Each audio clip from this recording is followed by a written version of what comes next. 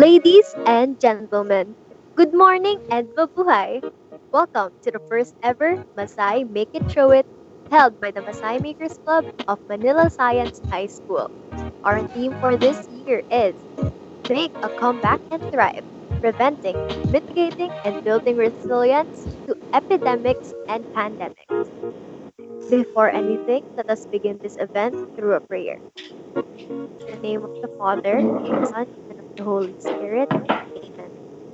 Heavenly Father, we thank you for the opportunity you have given us to learn from excellent makers. We pray that you give us the wisdom and strength to be like them so that we too can inspire others with our creations. May we take our learnings today into our everyday lives. We thank you for giving us a chance to learn despite the hindrances we face. We ask that you keep us safe at all times, especially during this pandemic. All this we ask through Christ our Lord. Amen. In the name of the Father, and of the Son, and of the Holy Spirit. Amen. Now, let us welcome Edric, the president of the MaSci Makers Club, for the welcoming remarks. Thank you, Inea. As the president of the MaSci Makers Club, I would like to share you a bit of our history. The MaSci Makers started as a small group of friends who exhibited in the Manila Mini Maker Fair of 2018. We actually just exhibited our research project at the time entitled The Metafan, and we got a lot of feedback from it. As time passed by, the group grew and grew. We participated in some contests, hackathons, and maker events.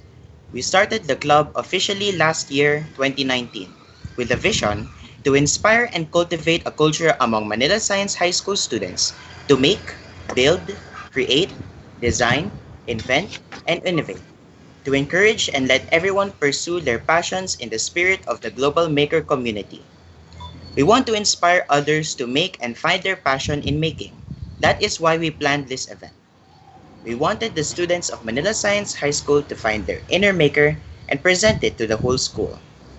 With this event being an annual event from now on, we look forward to developing this community of makers within the school and possibly even connect with other maker communities from outside Masai. 2020, despite the current pandemic and quarantine, is just one of the years when we as makers can truly make a comeback and thrive. With that being said, I welcome you all to the first ever Masai Virtual Maker event, Masai Make It Show It. Welcome and mabuhay!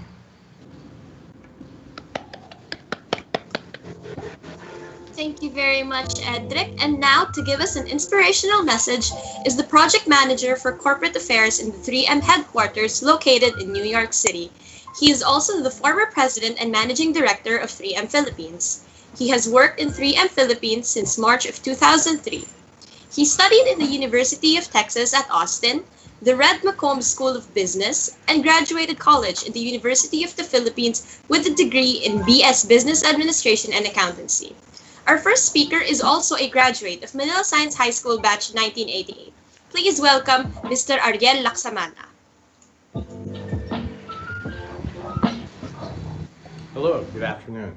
I'm Ariel Lacsamana, a proud graduate of Manila Science, as you can see, and also a fellow maker.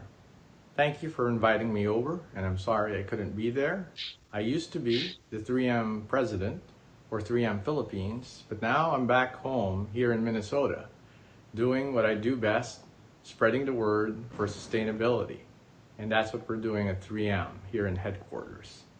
Now, I hear this is your first ever maker event, and that's awesome because despite these trying times, you're pushing the boundaries of science and technology. That's great. So keep doing that.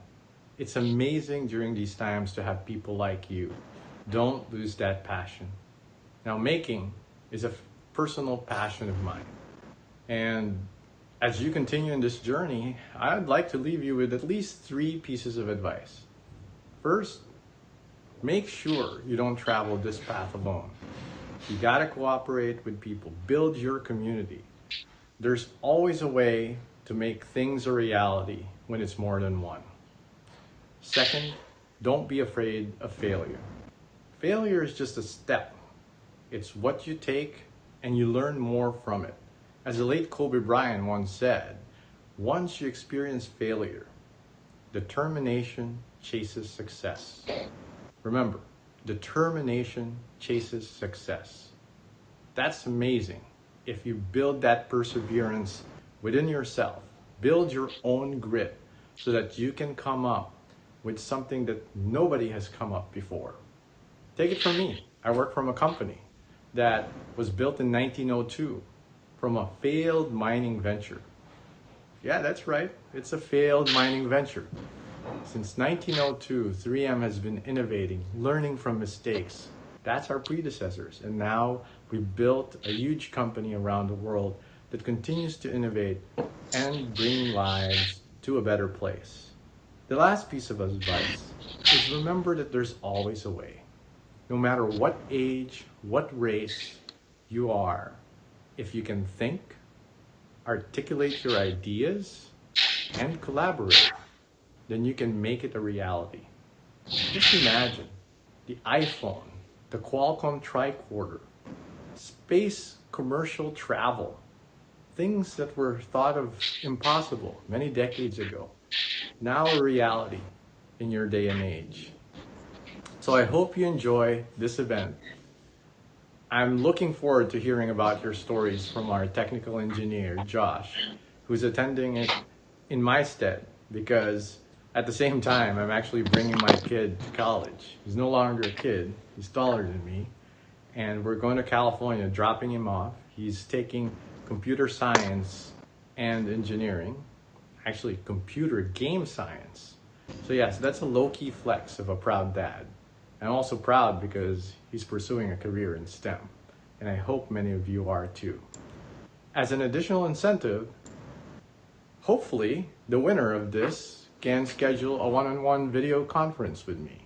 And if you're a team, even better. We'll do a Zoom call. I'll provide a Jollibee. Sagot ko Jollibee, basta sagot nyo ang kwento. Alright? If that's a deal, then I hope you have a great event. Don't lose that passion. Make sure you continue to pursue being a maker. We need more of you in this world, and you've got my support. Thanks again for having me. I hope and pray you have a great and successful event. Maraming salamat po.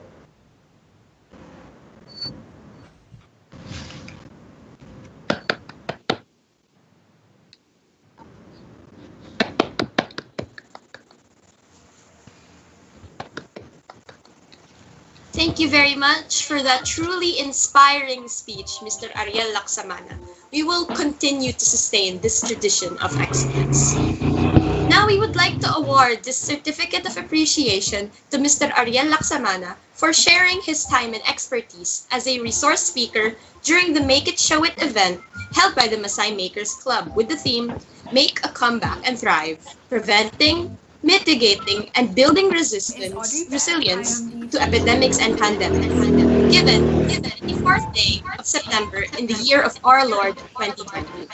Signed by Edric, the president of the MaSci Makers Club, General Ann M. Sarabia, the advisor of the MaSci Makers Club, Dr. Richard C. Montserrat, the subject group head in STEM, and June Hayden R. Sinson, the Manila Science High School principal. Our next speaker, excuse me, Our next speaker is the founder and executive director of VIII, which is a non-profit organization based in the Philippines that aims to educate, inspire, and empower youth to make a difference and break gender barriers using technology. She founded VIII at 15 years old and is now 19, finishing up the remainder of her gap year. She was recognized as a 2019 Global Teen Leader, 2018 Zonta Young Women in Public Affairs District Awardee, 2019 Zonta Women in Technology Asia Pacific District Scholar, Opportunity Desk 30 Under 30 Changemaker, and 2020 Women in IT Advocate of the Year finalist.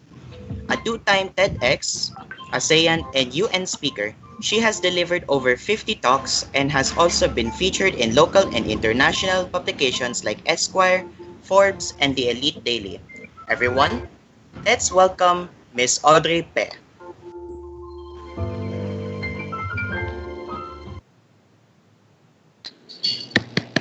Go on.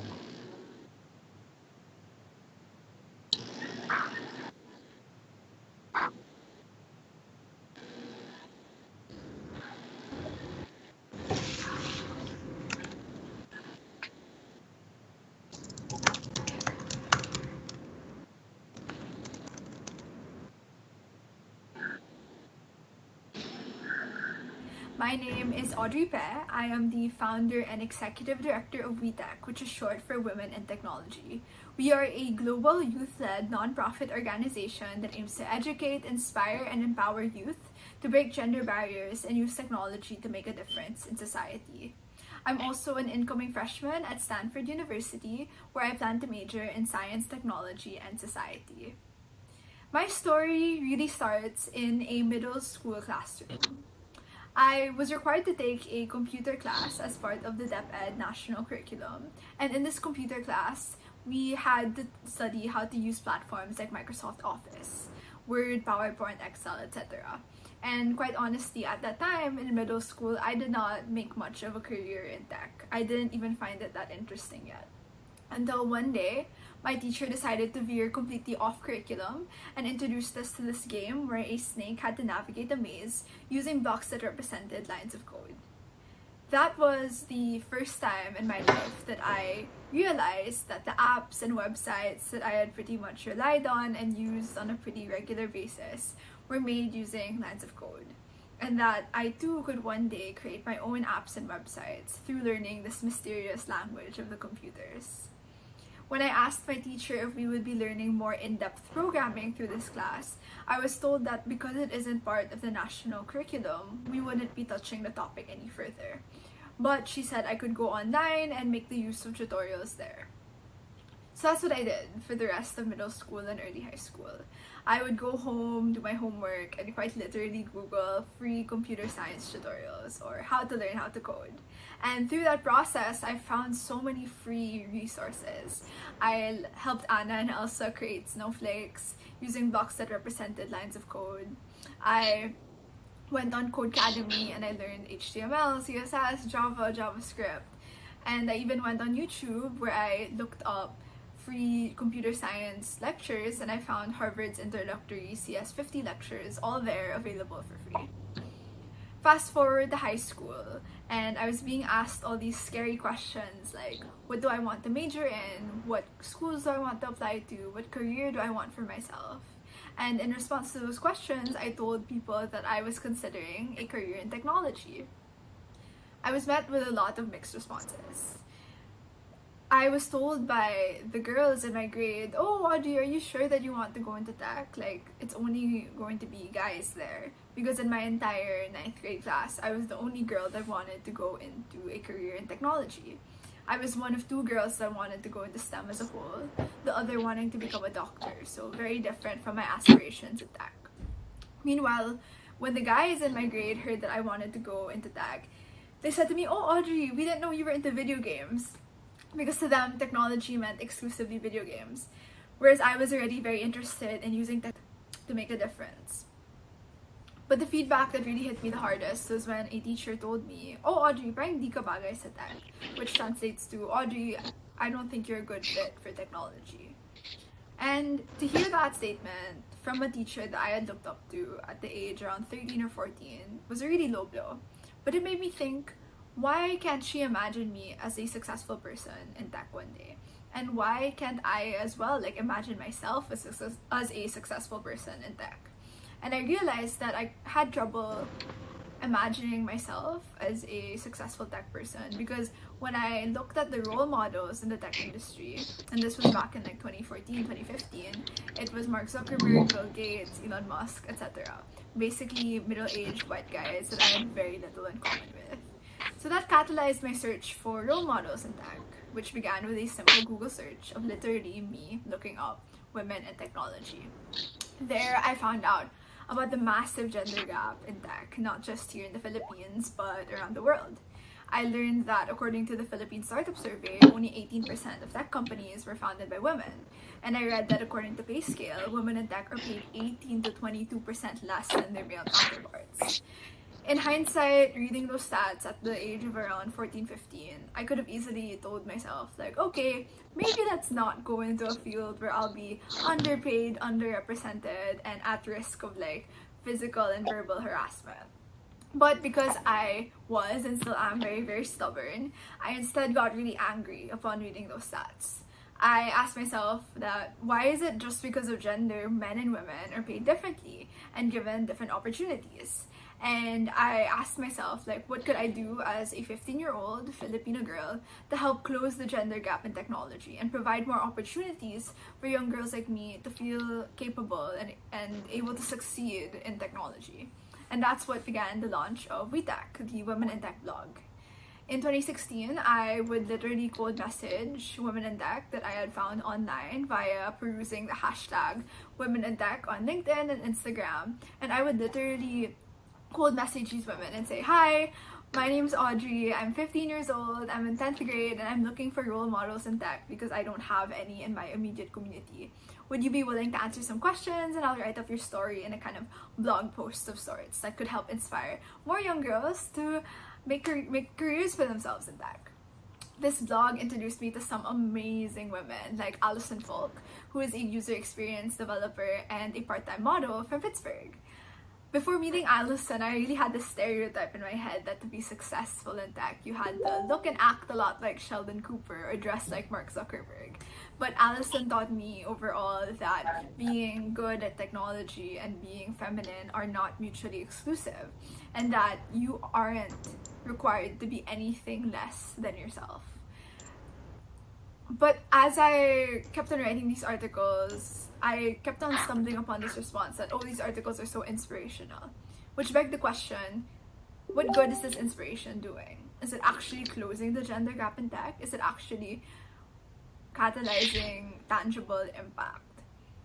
That thought carried into the process of me thinking, okay, how can we turn inspiration into action? Just like with the climate movement, for instance, inspiration is no good if it just means posting Instagram story after Instagram story without actually coupling, say, sustainability Instagram story posts with actually incorporating more eco-friendly habits into your day-to-day. Just like that, when you apply that logic to the gender equality movement, that made me think, okay, how can we turn inspiration into action in terms of closing the gender gap in tech? I was at a hackathon and I noticed that none of these speakers, mentors, or judges were women, and I joked to a group of teenage girls that I was with at that hackathon that why is it always like this? And I said, why don't we host an event geared towards diversity and inclusivity in technology, because we shouldn't be waiting for the adults to do it. And that was how we launched the first Women in Tech conference for students and by students in the Philippines, called VIITCon for short. VIITCon gathered over 50 students as young as middle school and as college graduates. And we were able to bring them all together in a day's worth of learnings from women in tech, keynote speakers, workshop heads, etc. This event was co-presented by Accenture Philippines and continues to be co-presented by Accenture Philippines up until today. One of the biggest takeaways I got from VIITCon was that we were actually able to tangibly turn inspiration into action through not just providing role models and mentors for women in tech from around the Philippines, but also making these young girls feel like they have a community in the tech space. Take, for instance, our youngest participant at VIITCon. Her name is Mona. She entered the conference with her mom, and her mom was telling me how her daughter used that. And because of VIITCon, Mona would now be raving about her experience meeting these women in tech role models because she now has a community. The moment that I really realized that the work that we were doing at VTech was able to achieve that goal of turning inspiration into action was also when I got a message from Mona's mom saying that Mona wanted to interview me for school's essay. And when I asked what the prompt was, apparently it was to write about somebody that you look up to. And that made me tear up because I didn't expect that through launching the VTech blog in 2016, we'd turn into this organization, into this movement of young girls that are demanding better from a field that is being heralded to us as the future. Because what good is this future if it's only really appealing towards 50% of the population? On a high after WitCon, my team and I went back to the drawing board and analyzed really like what we were doing. And we noticed that most of the participants at this Women in Tech conference came from middle to upper class backgrounds, and that they could go home, look up a CS tutorial, and self-teach as I did when I was younger. But in the Philippines, a country with very limited access to Wi-Fi and approximately only 20 to 30% of the country being able to access Wi-Fi at home, we acknowledge that access to technology infrastructure is such a privilege. And if we really want to stand for the principle of equality at VTech, we're really going to have to make sure that all youth, regardless of their gender or socioeconomic status, get access to tech and the potential to use it for social good. And that's where we launched our We Teach Women in Tech Teach program in Marawi back in 2018. We went to Marawi, a southern part of the Philippines that was bombed in 2017 due to suspected terrorists. And we taught approximately 37 students living in evacuation centers basic programming, basic tech literacy skills like Microsoft Office. We had dealt with students that many of them had never used laptops before. In fact, the bare minimum knowledge of programming was when we asked this one kid that raised his hand what he thought programming was, because he was the only student in that cohort that knew or had heard of programming before. And he said, "Oh, it's that thing where you type really fast, right?" And while my team and I chuckled a bit, it's a very sobering thought to think that that was the highest extent of tech knowledge, of programming knowledge in that community. We Teach has now expanded into different parts of the Philippines, and we've taught over 100 students how to code for the first time. We've also impacted over 1,100 students through our different events, including our roadshows, in which we go into different public and private high schools and elementary schools, and we talk about careers in tech. We want to break this notion that in order to go into STEM, you need to either just be a doctor or an engineer. We want to open up these tech opportunities and open up mindsets of many Filipino students that could have such promising careers in tech. Overall, with VTech, even though we began as a blog that aimed at celebrating women in tech, we've expanded into a global nonprofit that really aims to make sure that the next generation, the present and future generations of youth, grow up into a tech industry where they feel as if anybody, regardless of gender or background, can go into technology and use its tools to make an impact in their communities. We do this through our 14 plus chapters in 6 different countries around the world. And we do this with every event, every conference, every webinar that we put up. That's completely student-led. Thank you so much for this platform, 730 Productions, to share my story. And I hope that for those of you listening, if there's anything that you take away from my story and what I've said so far, it's that you don't need to follow the set path of going to school first, working a couple of years before thinking about how to make a difference in the world. You can start as early as now, using whatever resources you have. Because there will never be no perfect time to start an initiative to make a difference. It's all about going back to the drawing board, asking yourself what you can contribute, and making the use of this privilege that you have, that is access to connectivity and technology. I can't wait to see what you'll do with this privilege, and I'm really excited to have been able to speak to you all. If ever you'd like to connect with me further, feel free to message me, audrey@vtech.org, or DM me via Instagram or Twitter. I'm at Audrey Isabel Pe, so that's AudreyIsabelPe. Or you can also contact me at vtech.org on Instagram or Twitter to keep in touch with the movement. So thank you so much and have a great day. Bye!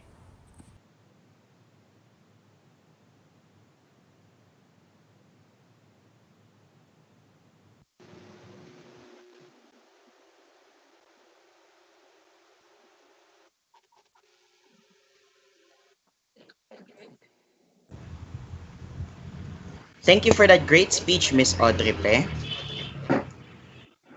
So we would really like to inspire others to make as well, not just to break the gender gap, but also just to find our other passion for making. Because in every one of us, there is an inner maker, and we do believe that. So this certificate of appreciation is awarded to Audrey Isabel L. Pe for sharing her time and expertise as a research speaker and judge during the Make It Show It event by the MaSci Makers Club with the theme Make a Comeback and Thrive, Preventing, Mitigating, and Building Resilience to Epidemics and Pandemics. Given this 24th day of September in the year of our Lord 2020. Signed by Edric Luis G. Alto, President of the MaSci Makers Club, Ms. Gerald Ann M. Sarabia, the advisor of MaSci Makers Club, Dr. Richard C. Montserrat, Subject Group Head of STEM, and Mr. June Hayden R. Sinson, Manila Science High School Principal. Before we move on to the next speaker, we would just like to acknowledge the people in our live stream and chat already. We are happy to have Mr. Samuel Tan, Miss Analisa Balares, and Mr. Joshua Uy in our live stream right now.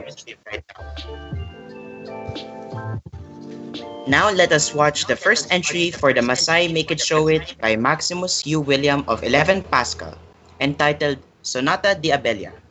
Afterwards, we will have a short break and come back by around 10 a.m.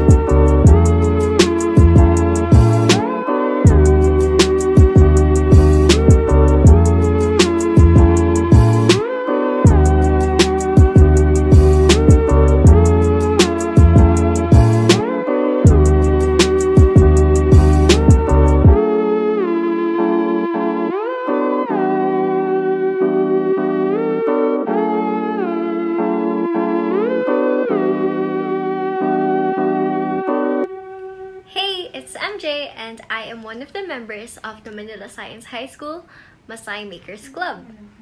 I am a maker in the sense that I like creating content like this. I like creating vlogs. I like to choreograph dances.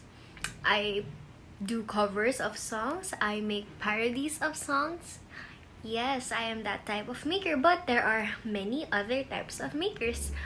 My clubmates, some of them my good friends, some of them are programmers, some of them are builders like robotic stuff. Yeah, I'm not really technical a technical person, but yeah. Some of them are chefs, bakers. Yeah, some of them are artists. So there are many types of makers, and I'm pretty sure you're a maker too.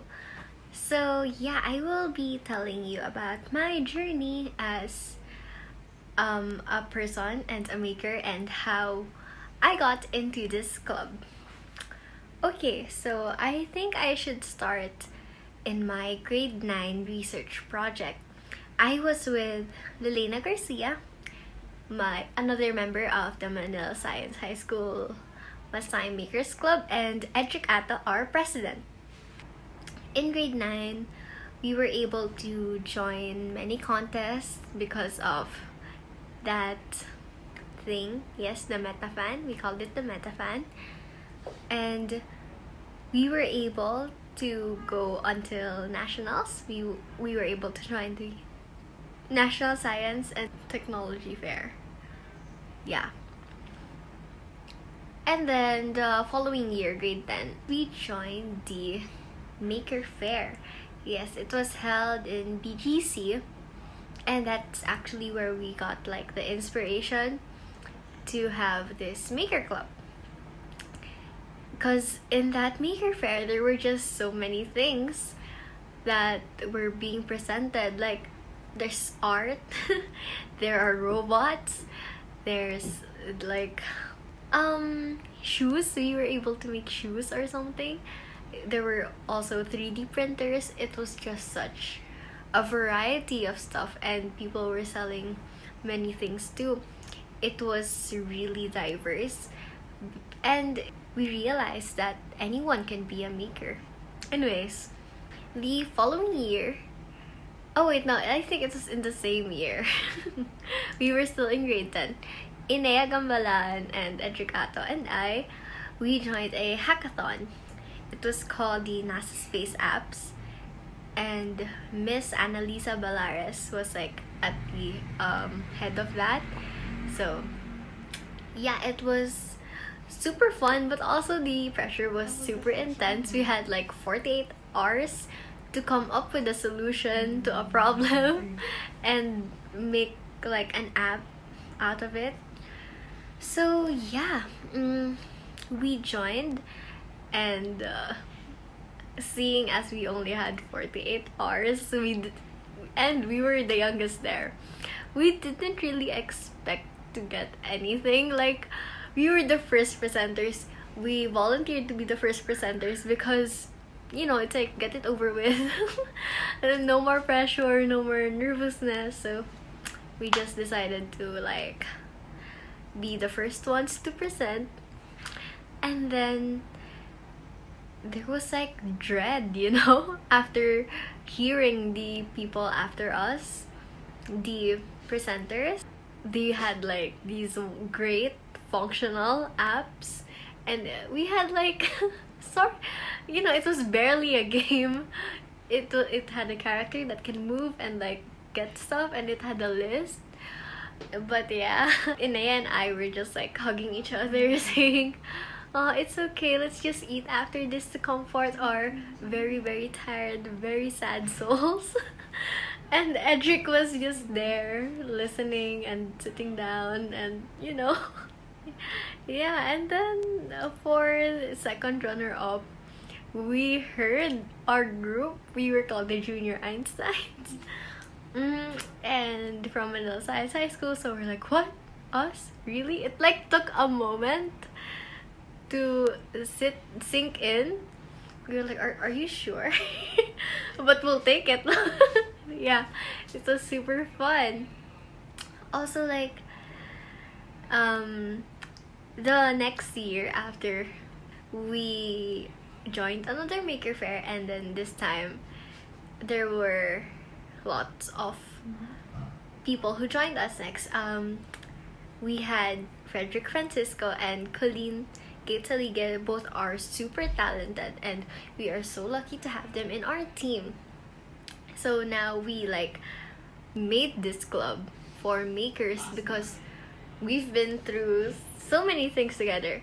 Edric and I have been together from like grade 9 until now. I feel like anything I do, no matter how big or how small, is worth something because I put my heart into it. And I think that's what matters as a maker. You don't have to like change the world in your creations. You can though. You can. But you don't have to. You don't have to feel the pressure of changing the world. You can just like do something that makes you happy. Do something that has your heart in it. And I think you'll be really happy as a maker. So yeah, that is my journey of being a maker. See you soon.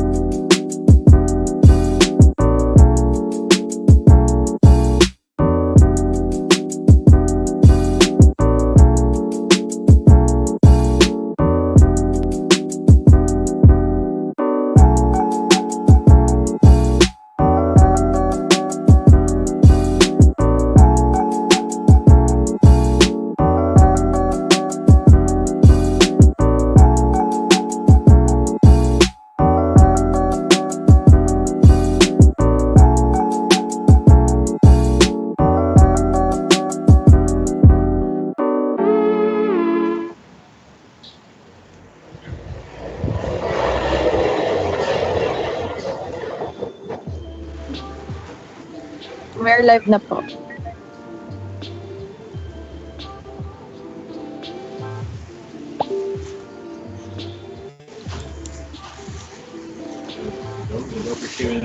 Okay, so we will be accepting questions from our live chat. If you have any questions, please place in our live chat and we will get back to you once we have the answers.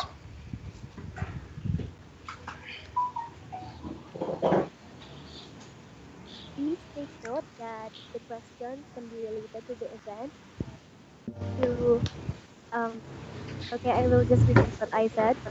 Please take note that the questions you can ask, can be related to the event itself or about the speakers and their experiences. Thank you.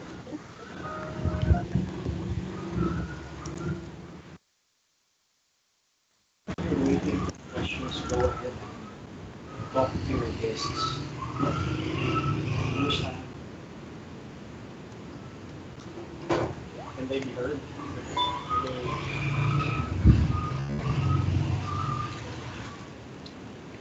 While we're not So receiving questions, is it okay if I ask our speakers and our guests? Sorry, are you able to hear me? Hello? Are you able to hear me? Hello? No. Oh, no po. volume MJ volume.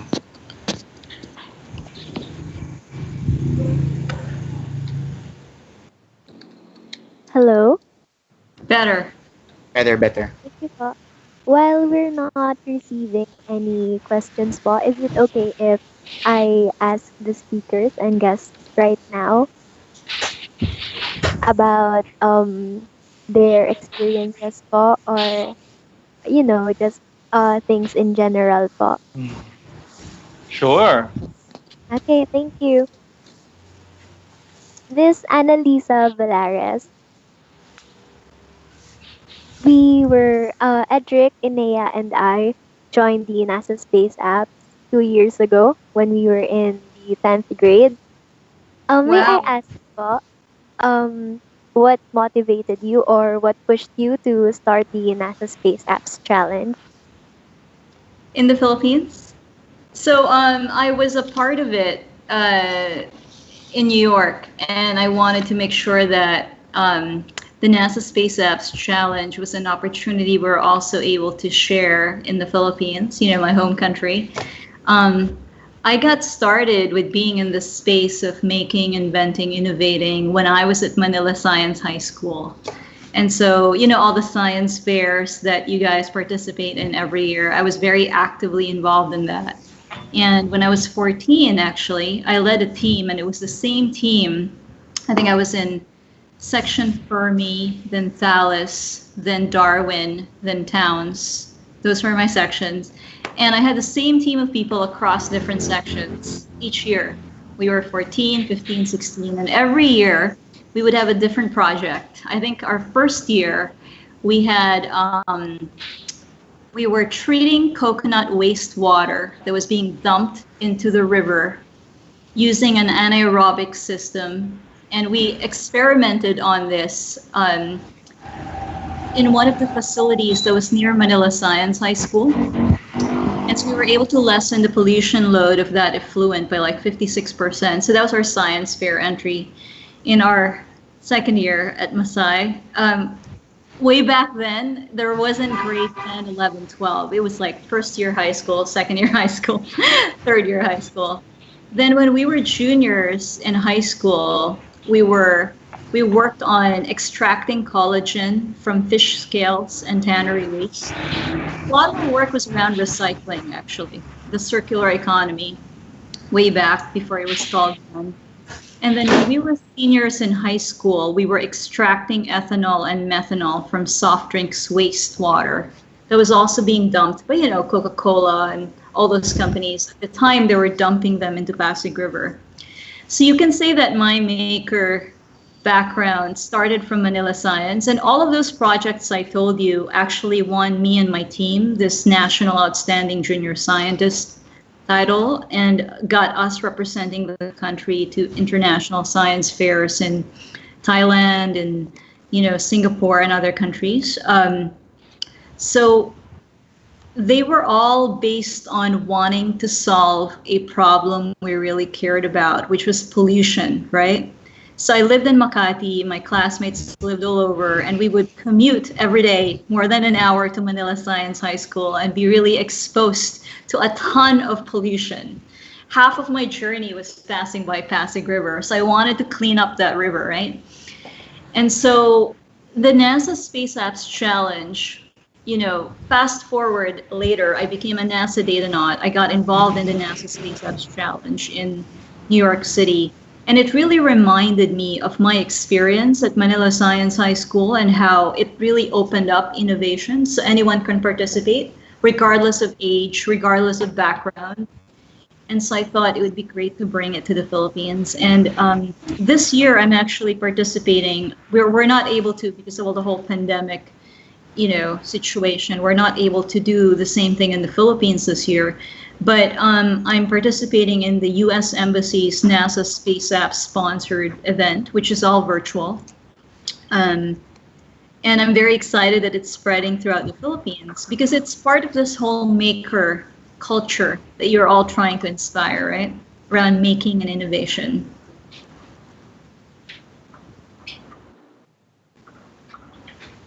Thank you po, Miss Analisa Balares. Um, we have 6 minutes left. So, Mr. Samuel Tan, is it okay if I ask you a question po? Sure. Okay. It's about the ano po, the VSP, the electric hybrid electric beetle. Is it okay if we can you give us more information about that? We would like to know more about it. Okay. Actually, well, the story behind it actually is ever since I was young, going back to Miss Annalisa's comment about pollution, yada, yada, yada, ever since I was a kid, I knew there was already something wrong with gas cars to begin with. And it was pretty common sense. And I decided, I'm never going to buy a vehicle if it's a combustion engine vehicle. So to make a long story short, I waited and waited and waited, and bzzz, what's taking so friggin' long? Ang tagal, buiset. So I decided, look, if the world isn't going to do it for me, I might as well do it myself. So I had to look at it holistically. So what do I mean by holistically? I had to deal with several problems. Number one, simple things like one, there's no charging stations in the Philippines. Number two, uh, there's actually a problem trying to import electric vehicles or alternative energy. Customs are terrible. The taxes are horrible. Although very, very recently they just lowered it, but it's still a spotty thing. I remember the guy who imported a Tesla here was trying to ask some help on how to import the damn thing, and well, I think he eventually got it in, but at great cost. But anyway, going back, so I decided I was waiting and waiting and waiting and waiting, and of course, do I see Tesla in Manila? No, there's no Tesla here. And the other option, zero. It's there. Actually, the car companies are all talk and no action. So I decided I have to do it myself. This is also in relation to the other speaker. So I looked for a piece of junk. So following the principles of reuse and recycle, it had to be a holistic equation. And disclaimer: I'm not an engineer, so I don't know if Annalisa is an engineer, since most people seem to be computer people here. So what happened? I got a piece of junk. It was just here on the road. It's been stuck here for about I don't know, several years. I bought it from the owner, and I decided to make it a hybrid. Why? Uh, because again, like I said, there's no charging stations here. So the original gas engine is inside the car, and what's this? The original engine is still inside the car, but I put electric motors on the front wheel. So they run completely independently. The gas engine runs the rear, and the front engine, the electric motors run the front. Now, what makes this significant? Number one, my daily travel is usually less than 20 to 30 kilometers. That's my daily travel. Maybe once in a while, I would probably go a little further, probably, 50 kilometers. So 99% of my travel is actually under 50 kilometers. So for the 1% of the travel, let's say I'm running out of battery. So for that very minuscule 1%, I turn on the gas engine. So this is more efficiency of scale. So what happens is, uh, I just bought just enough batteries. I bought just enough batteries to fulfill that 50 kilometers. Actually, it can hit 80 kilometers if I was on the highway, but city driving 50 kilometers and less. So instead of, if I bought a new Tesla at, $37,000, which would cost about, let's say, 2 million bucks here, instead, I spent 200,000 pesos converting it, and I spent 100,000 pesos. Well, yeah, 200,000. Yeah, 200,000 pesos overall. I bought the car for 11,000 bucks, and Wow. yep, it's a piece of junk. Then fix the whole thing, tong tong tong tong. So you have to Man. get your hands dirty. Again, disclaimer: no engineer. I wish I was an engineer, but unfortunately, that's one of the things I didn't get into. But generally, that's the logic behind Biasti, the hybrid electric Beetle. So, yun nga, parang it's more about efficiency. So, and efficiency of availability, availability, and usability. And at Amazing. least, but anyway, if you have questions about it, go on. So do you drive it around now? Is that what you're using to drive around? Yeah, sometimes I use it sometimes. I use it sometimes because of Manila traffic. I'm usually on a bike. Oh, The traffic here is terrible. I mean, wait, even with even now, Hmm? hasn't it like haven't the roads gone empty because of the pandemic? Yeah, recently it's been empty. But I realize I'm a biker at heart, and that's actually my next project. I'm going to make. So I actually have a bunch of vintage. Ever since I did Biasti, I've been collecting a whole slew of vintage vehicles, which well, of course, to fulfill the narrative, which is to restore, reuse, recycle, yada yada yada. So the stuff I bought, I had to really get them as junk or garbage. That was one requirement. So in short, I don't have a single brand new car. I don't have a single. My newest car is a 1968 Volkswagen Combi. That's my newest Wow. car, which is also in the process of hybridization. Right, Illac? I can see you there. But anyway, uh, I also have some old bikes, including Vespas and Lambrettas, which is like 1958 or was it 54? But anyway, Wow.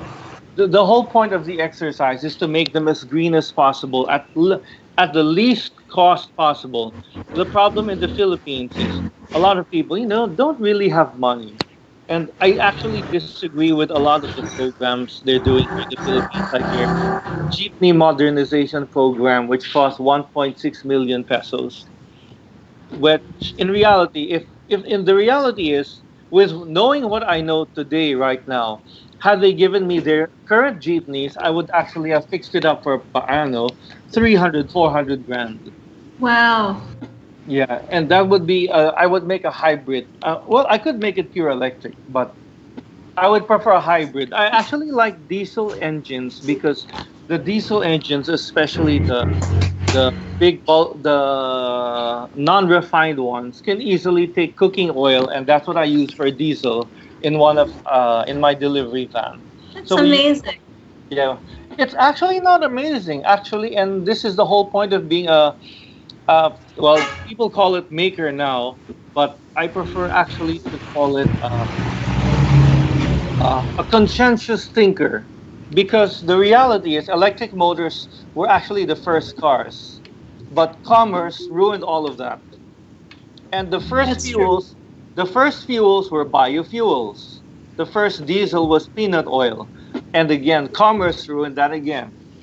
So even with medicine and things, for those, actually my main background now that I'm using from school is actually medicine.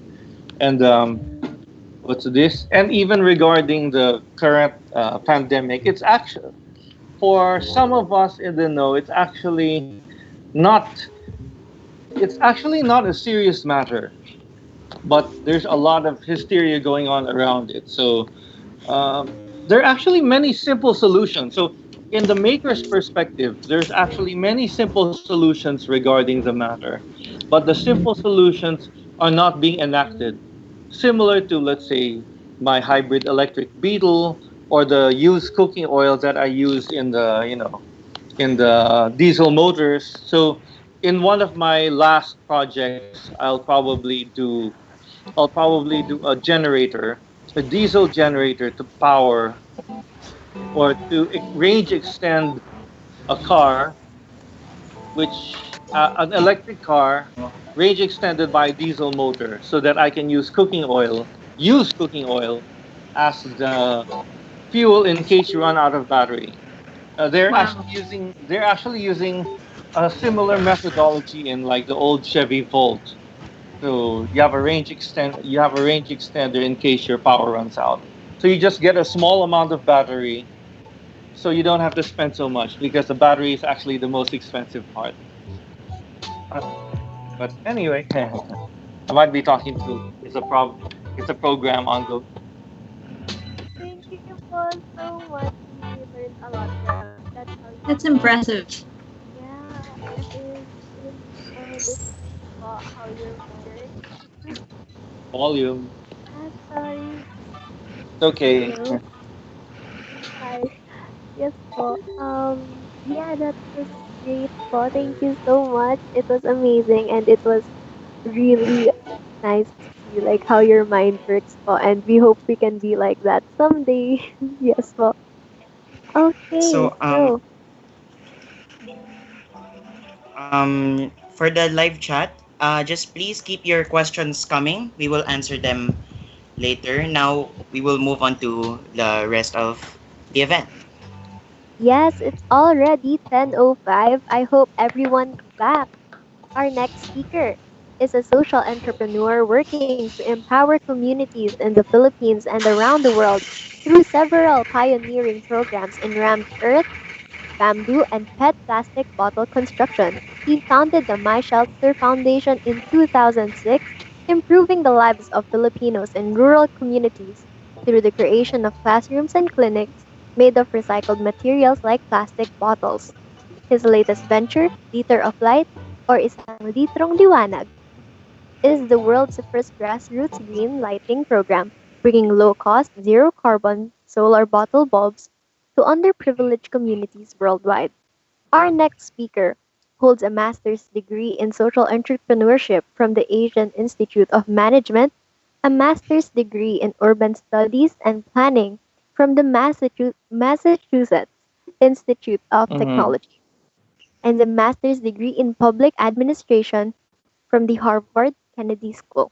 He is the first Filipino to win the Zayed Future Energy Prize, considered to be the Nobel Prize for Clean Energy in 2015. Please welcome our next speaker, Mr. Illac Diaz. Hello everyone. Hello everyone. Do I get to share my screen? Can I share my screen? Hey, Okay. Ella. First or Yes yes. po. I can build you lots of stuff, but I'm not a millennial. I'm a millennium. So please, be patient. Okay, switch Ella. screen. Ella, I was telling them that when I met you at MIT, they were still babies in a crib. Yeah, I it was was. I was just 10 years old. I was advanced for my age. Hey, Analisa. Good to see you. Okay, can you see my screen? Can you see my screen, guys? Not No. Yes really. po. Oh my gosh, that's it. I knew it. I knew this would happen. I knew this would happen. Okay, so one more time. If I don't,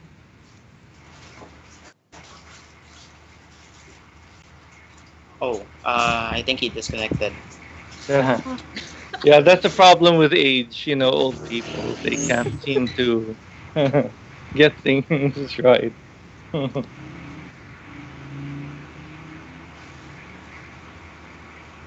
Not like us Gen Zers. There's the punchline.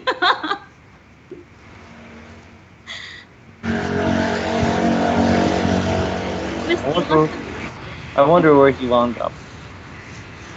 I think maybe he rebooted his laptop or something. I've always used Zoom. I actually have not used Skype in a couple of years. It's not bad. We just want to say, but we actually just chose Skype because of the reason we don't have a premium Zoom account or a Oh yeah, premium no, G don't Suite worry about account. it. So Yeah, no time limit. Yeah, nope, no problem. Like I just haven't used it in a while, so I'm actually glad I'm getting familiarized with it again.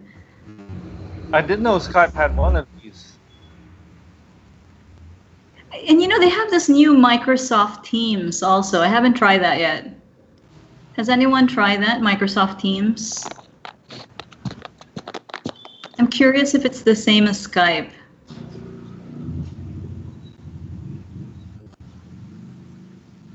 I was thinking, Sam, that maybe you can do like a workshop or a webinar for all the drivers out there that should know how to, transform their jeepneys and modernize them and cut, like, just imagine you're cutting 2/3 of the cost of how much it would actually Yeah. cost.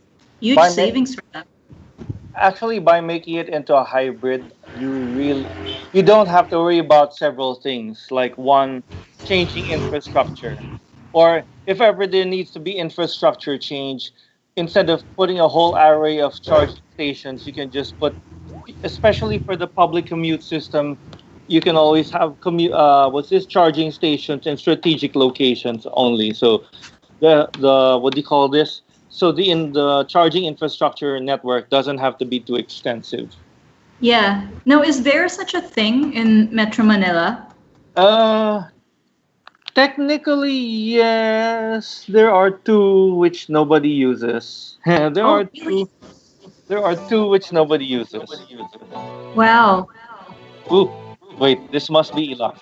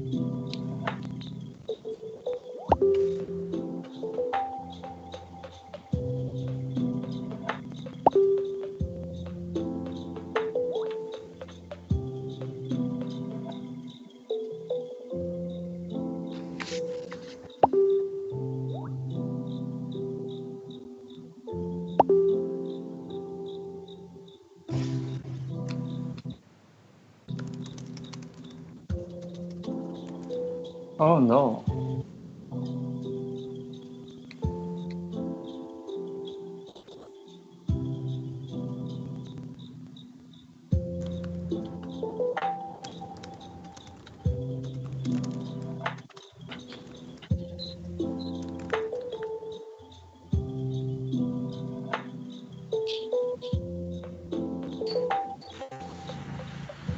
okay, so we're having a bit of technical difficulties in our for the next speaker. So we will proceed first with the next speaker. Oh, he's Edric. Illac is Yes. saying, Illac is saying, oh, okay, okay, got it. Got it. Sorry. I just saw what he said. Yep. Sorry to interrupt. Okay, so uh to introduce our next speaker, may we have Miss Inea Gambalan. Inea, are you there? Hello, wait, just give me a minute, please.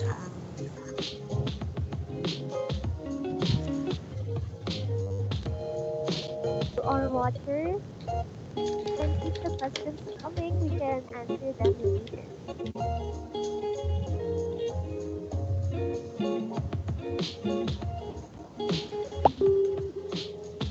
All right, so let's get back to the program. Our next speaker is a businessman. He began with a background in computer science, major in information technology while working in the Makati Stock Exchange. Afterwards, he proceeded to continue his education in different fields, including integrative medicine, agriculture, finance, and more. He is a constant explorer and student of life. He is a member of different advocacy groups and a volunteer in the National Institute of Health and UEPGH Traditional and Integrative Medicine Department. His objective as a maker is to holistically evaluate, create, and solve the most relevant and immediate problems of the world at the least cost possible. His notable creations are BST, the hybrid electric beetle, the air-conditioned blanket to minimize power during sleep, and the aircon water dispenser and condensation collector to maximize cooling in air conditioner units using water in the exhaust grills. Please welcome Mr. Sam Tan. Yay! Thanks a lot. I'm here.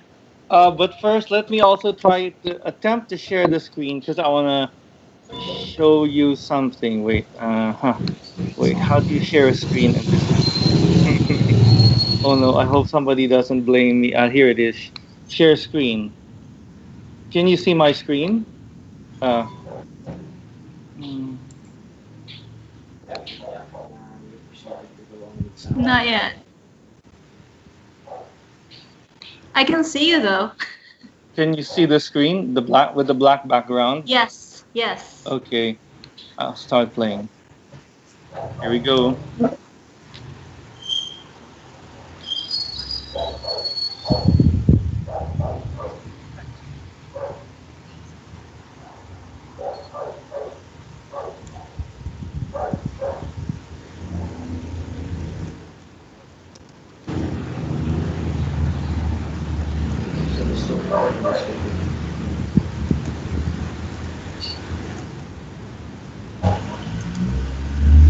Sir Sam, Yeah. we cannot hear the audio po. You can't hear the audio. Oh no. I don't. Let me. I'll remove the what's this? But you can see the video. Yes. Yes po. Okay. Here. First and foremost, Can you I'm hear the not audio? jumping. Second, if you found this video, it means I'm either gone or in big trouble. And the forces of, the bad guys are succeeding. Looks like I failed what I set out to do. I set out to, save the world. But it didn't pan out that way. So I'm leaving it all up to you guys. The makers community of the Manila Science High School. We all have to start from somewhere, I was just like you. A lot of people really didn't like the things I was doing. They called me a weirdo and a nerd. That's fine. I was just busy thinking of, a solution to save the planet. And hey, I found some. But there were some people who didn't quite like the idea. And you see, that's part of the trouble. And which is exactly why you're seeing this video right now. So I know things can get tough when you're making, inventing, creating things. it's gonna get really tough. Your peers are gonna think you're strange. Your mentors might even think there's something wrong with you. But don't give up. I know I'm not gonna be able to do this anymore. But you guys just have to give me a push. I know you can do it. So, to the maker of the Manila Science High School, I really hope you guys do it. Oh no, they're here.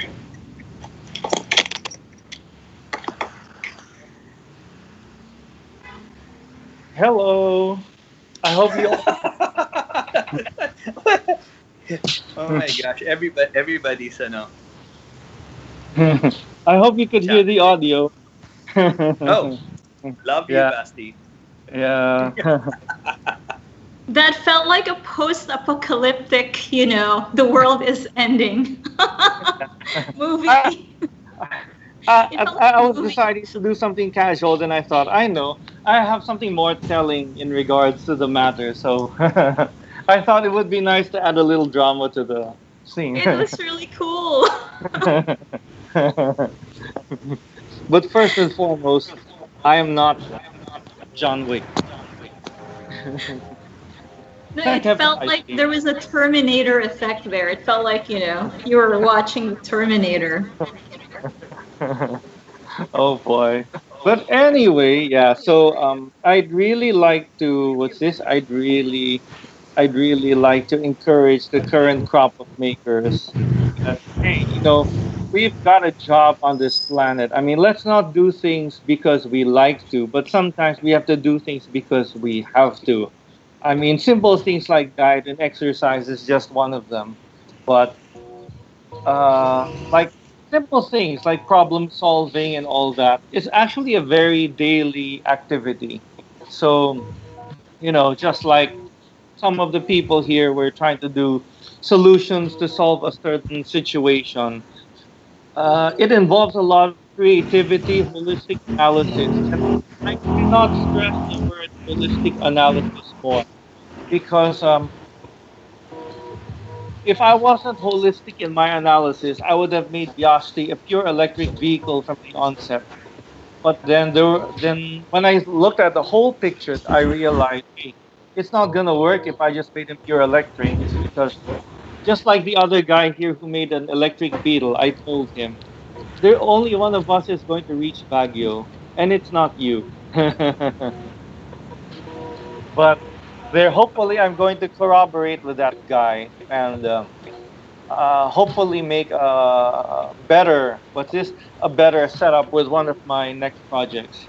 But on another note, actually, I'd also like to what do you call this? I'd also like to thank them. I'd like to thank the Maasai group doing this make it show it activity, and especially what they call this it especially helps put to the fore the importance of makers, because number one, a lot of people a lot of makers actually go unappreciated. I went to this inventor show before. There was an inventors exhibit, and it was held in a really sad place, Fisher Mall actually. I don't know if Eloc's been to that exhibit.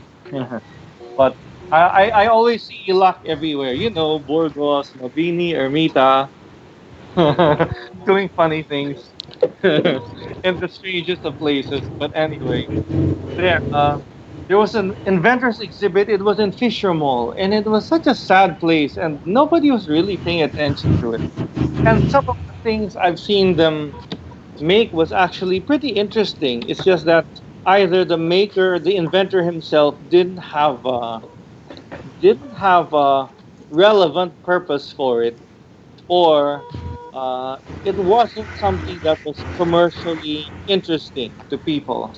So people like me and Ela keep going to all these exhibits, showing our thick faces and displaying our wares, because it's one of the great ways to let people know that hey, these things exist, because a lot of people don't know they exist.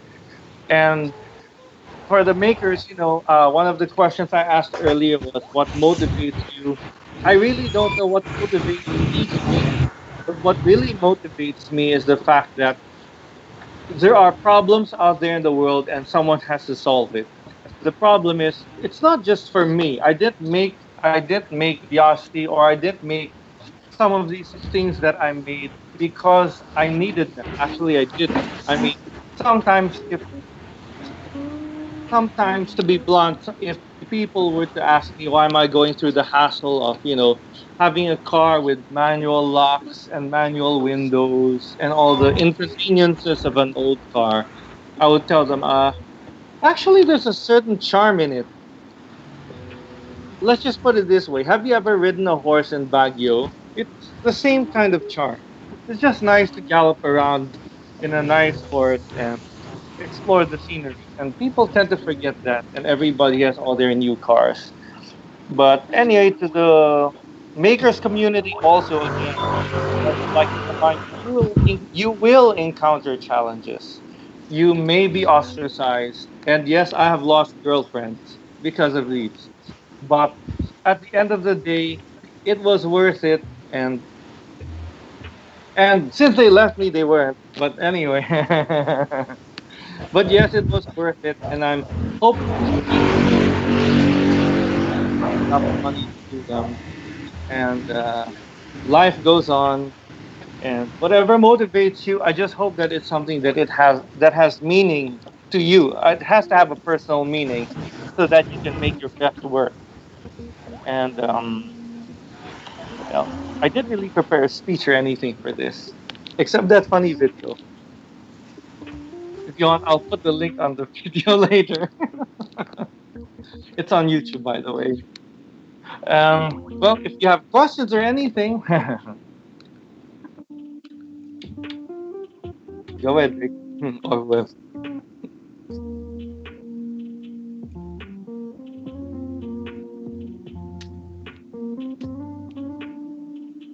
hello.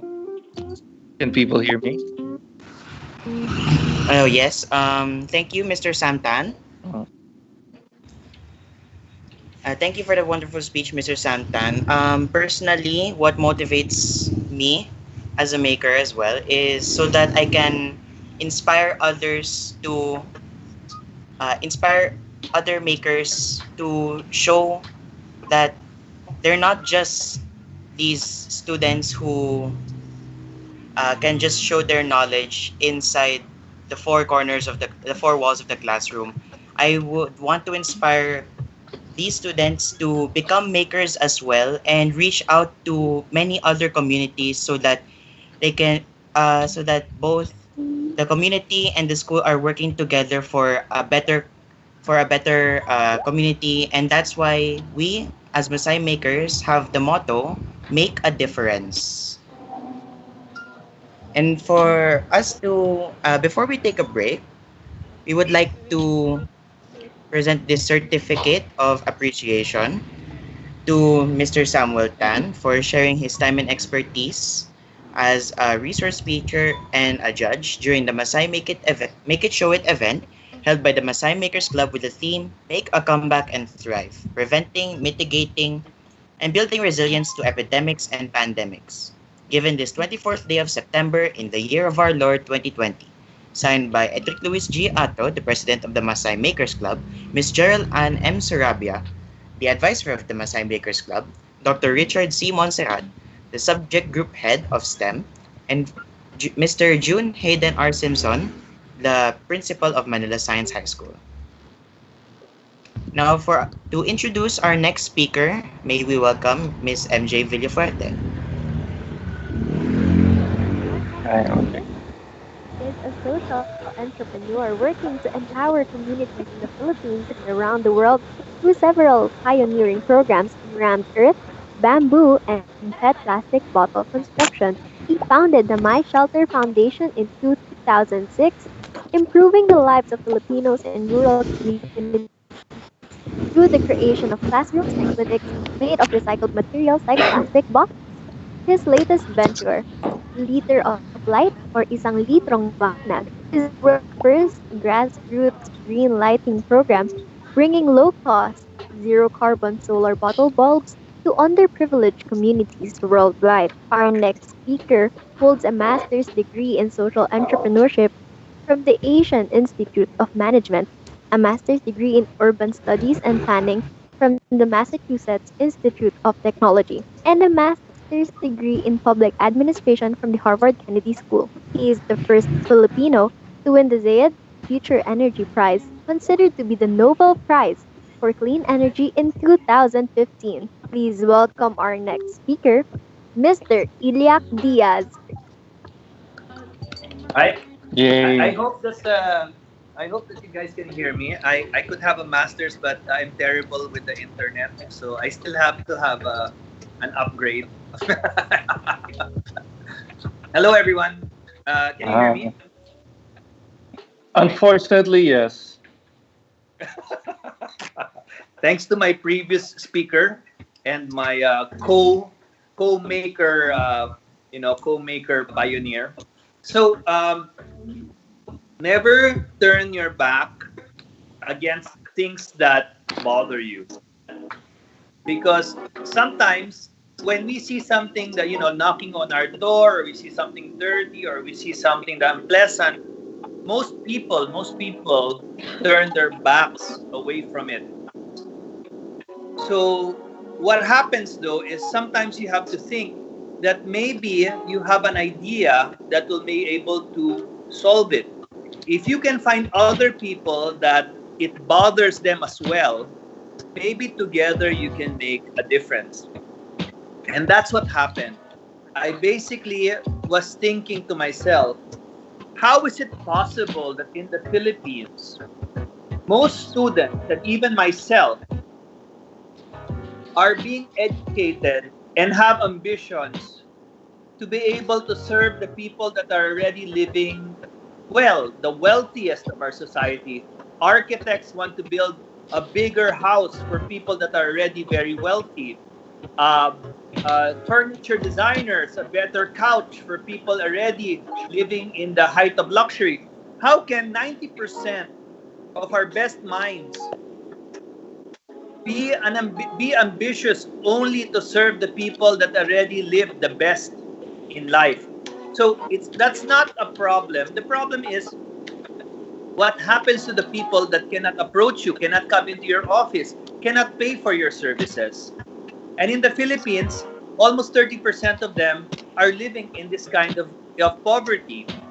So what I'm saying is be successful, but at the same time, is there any way that you could use your knowledge to be able to lift people out of their poverty? So be successful, but bring as many people as possible.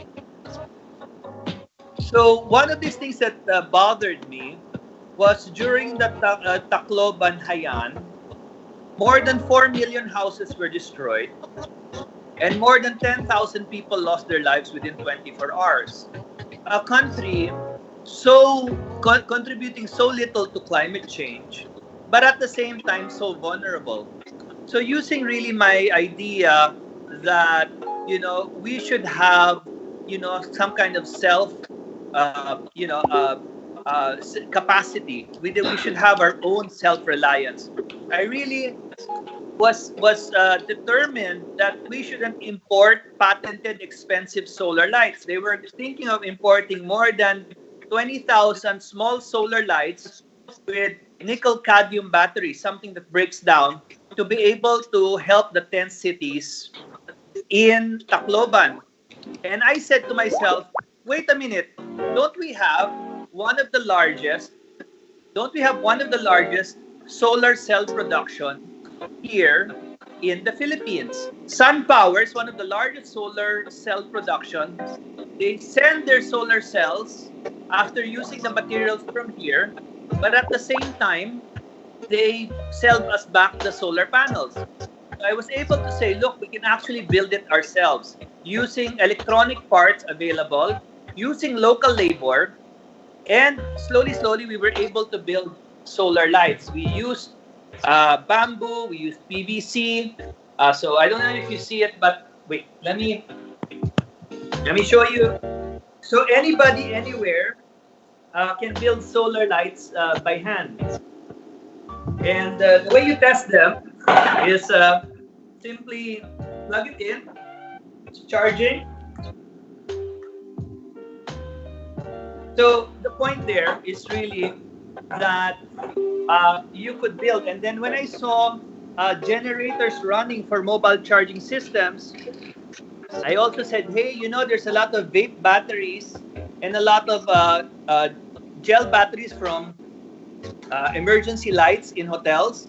Why can we not make battery chargers out of hand built? And so you can't see it because I'm using my cell phone, but it's actually charging. Believe me, would I lie to you that it's charging? It's charging. But also we do cell phone, and we're also doing street lights. So we were able to build thousands of house lights, mobile chargers, and street lights, all by using the women cooperatives that had lost their job. Today, this technology is in 360 women cooperatives all around the country and in 32 countries around the world.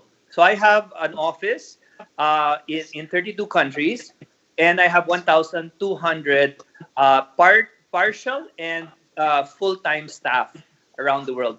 Pre-COVID, we were doing about 1 million solar lights a year. So my point is not the solar lights, but the fact that we can create technologies here that can have global effects. I'd like to talk to you about our COVID response. Our COVID, is this still working, or did Sam mute me? I don't know the powers of this Darth Darth Vader of makers. Okay, you can hear me. Okay, so we are now we started becoming very, very stable by doing one of the largest solar workshops in companies. Basically, we got thousands of CSR people to build solar lights. Then we give them to women cooperatives where they can rent it out. For 50 pesos a week, you can charge your phone, you can charge your lights. But for another 200 pesos, you can have a street light. And so the women cooperative, instead of the money going to kerosene to burn it, which is a dirty fuel, now they can use it in solar. And so the women were now earning, maintaining, and starting this pop-up solar. So what we're doing now is we're challenging. If you look at the website, lightitforward.ph, there are now hundreds or more than 300 celebrities, and there are thousands of people now building solar lights at home. And so on November 30, we're going to all gather them, and we're going to make the largest solar image of Bonifacio, Andres Bonifacio, ang pambansang frontliner. Liter of Light does this kind of large-scale solar lighting where we get thousands of volunteers, and we own the world record for the largest sustainability lesson in the world. So starting from the darkest times and the darkest moments in Philippine history, we were able to come back and basically be, as I said, not only a light for others, but light to the world. So that is our wear. That's Analisa. Those are officially our wares. Light to the world. Don't listen to Sam because he is kind of vague and can destroy my reputation. Thank you very much. That's it. I'm done. Thank you so much, Mr. Illac Diaz.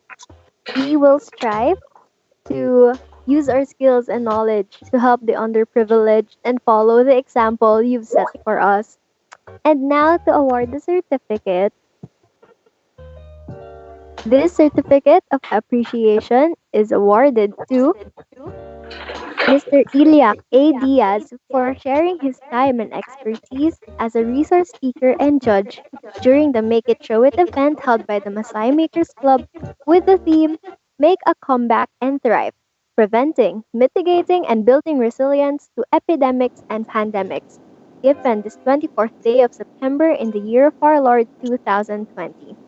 Signed by Edric Luis G. Ato, President of MaSci Makers Club, Ms. Gerald and M. Sarabia, advisor of the MaSci Makers Club, Dr. Richard C. Monserrati, the subject group head of STEM, and Mr. June Hayden R. Sinson, the Manila Science High School principal.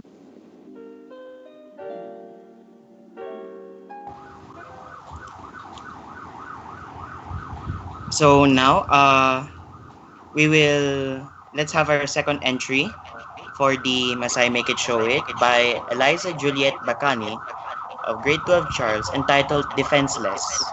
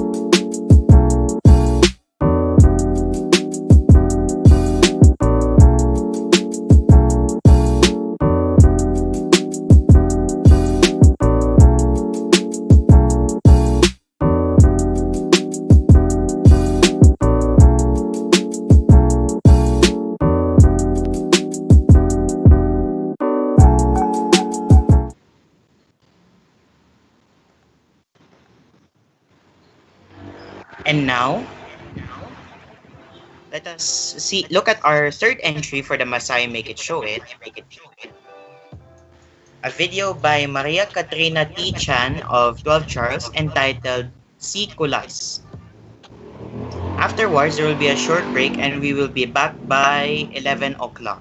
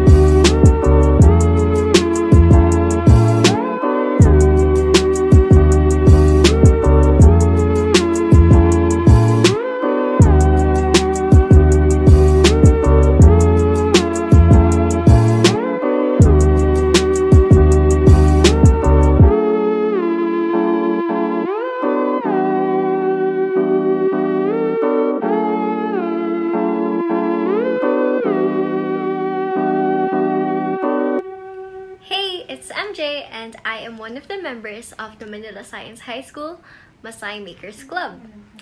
I am a maker in the sense that I like creating content like this. I like creating vlogs.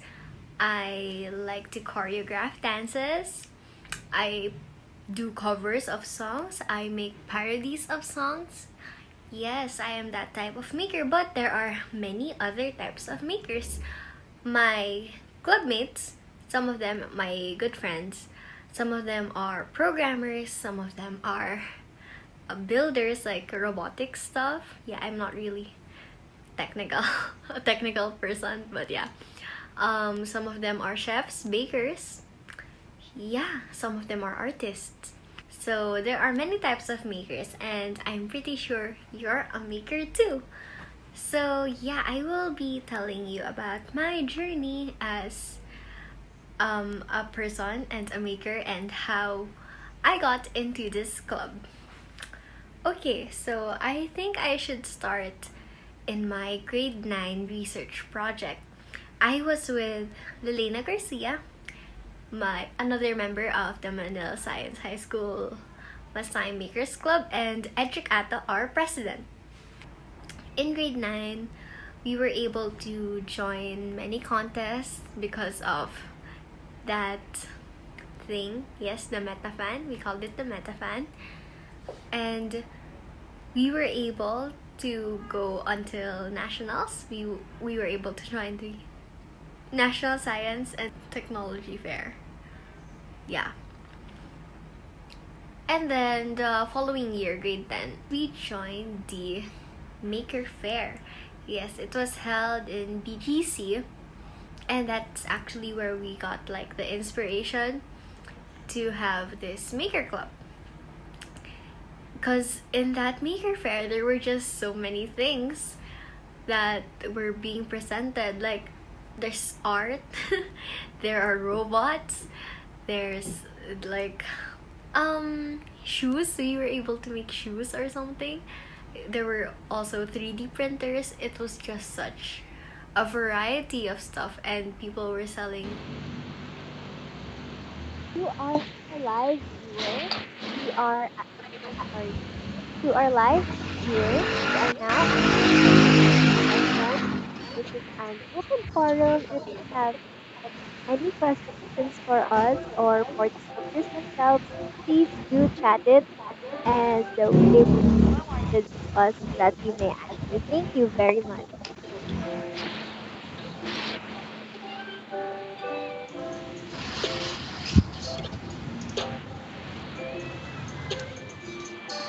Okay, so there are questions in the live chat. One of the questions is from uh, the Samurai X. I can't find it. One of the questions is from the Samurai X. Was there any instance where you spent your time on making something but didn't have the confidence to show your work, and how did you overcome it?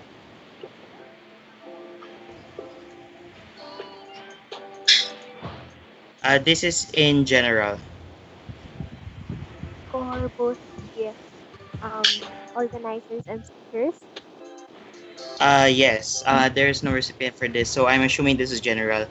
So let me actually go deal with my go present my story first about this. So actually there was an instance where I spent time making something and I didn't have the confidence to show it because it by the way, this was from NASA Space Apps last 2018. We were so clutch in time. It's like 10 minutes before we actually have to submit our work, and I didn't actually have lunch already. I still didn't have lunch at that time. So I was super nervous and I didn't have confidence to actually present the work because yan nga, it was slightly not yet finished, and and the program we had some bugs, and I had an empty stomach. But eventually, I had to overcome this because, yun nga, I thought of what might happen. I thought of what might happen once the once it is finished. So I thought of the prizes, what I could have done, what we could have. Uh, I thought of the prizes that we may have, and it all paid off because during the NASA Space Apps 2018, we actually won third place, and this was very uh, I really appreciate the uh, that Miss Analisa Balares able to was able to hold the NASA Space Apps Challenge in a different in Makati last in 2018 because without her without her I might have not been able to get into game development because actually in the NASA Space Apps 2018 the reason why I got into game development is because of NASA Space Apps 2018. So yeah, that's my story. So does anyone else want to share their own story with the question of has there been any instance where you spent your time making something but you didn't have the confidence to show your work, and how did you overcome it? Oh, and in another side note, for the NASA Space Apps noong 2018, another motivation for me to overcome the experience was food. So yes, because I was super hungry. So any other stories that you would like to share? Hunger is always a great motivator. Yes, I could agree.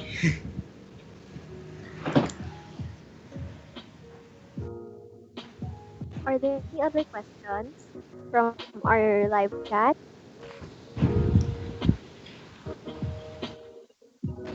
There is another there's another question. There's another question from I am not suspicious.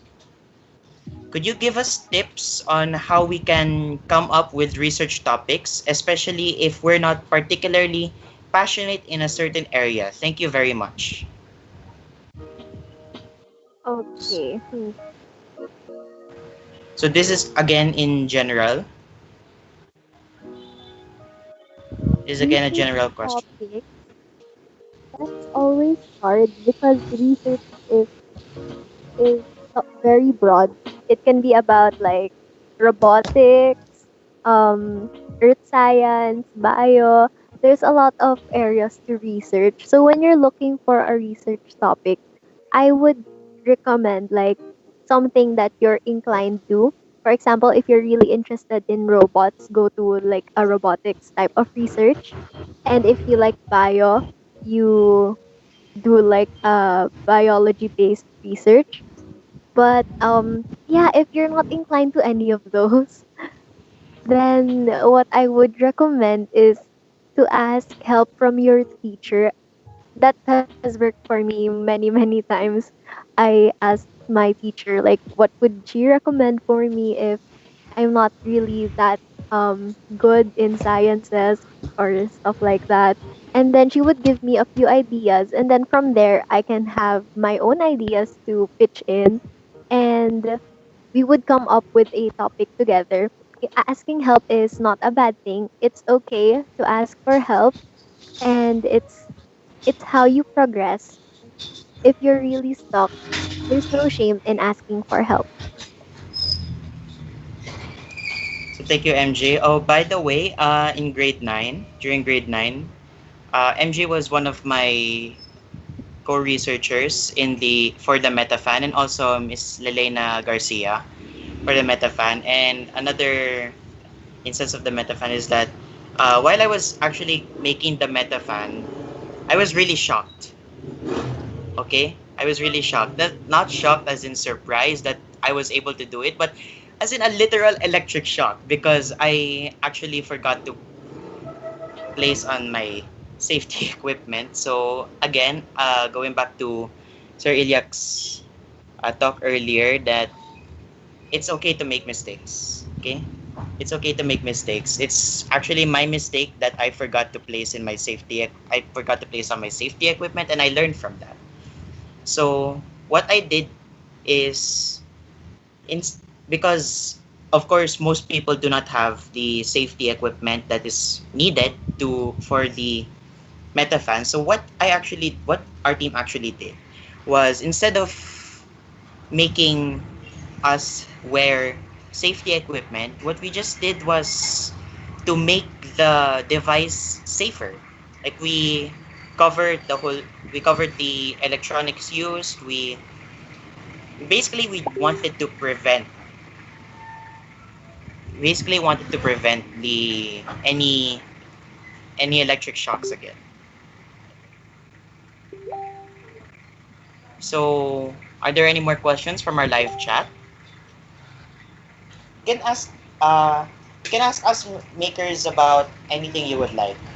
And either us as the Masai makers or the speakers can answer them.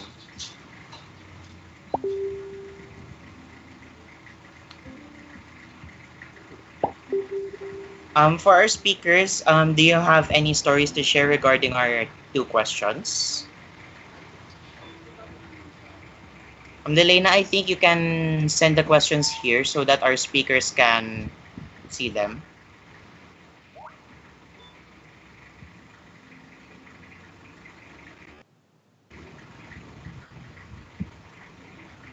Lelena, are you here? Can Yeah. you can you place the questions in the our Skype chat, please?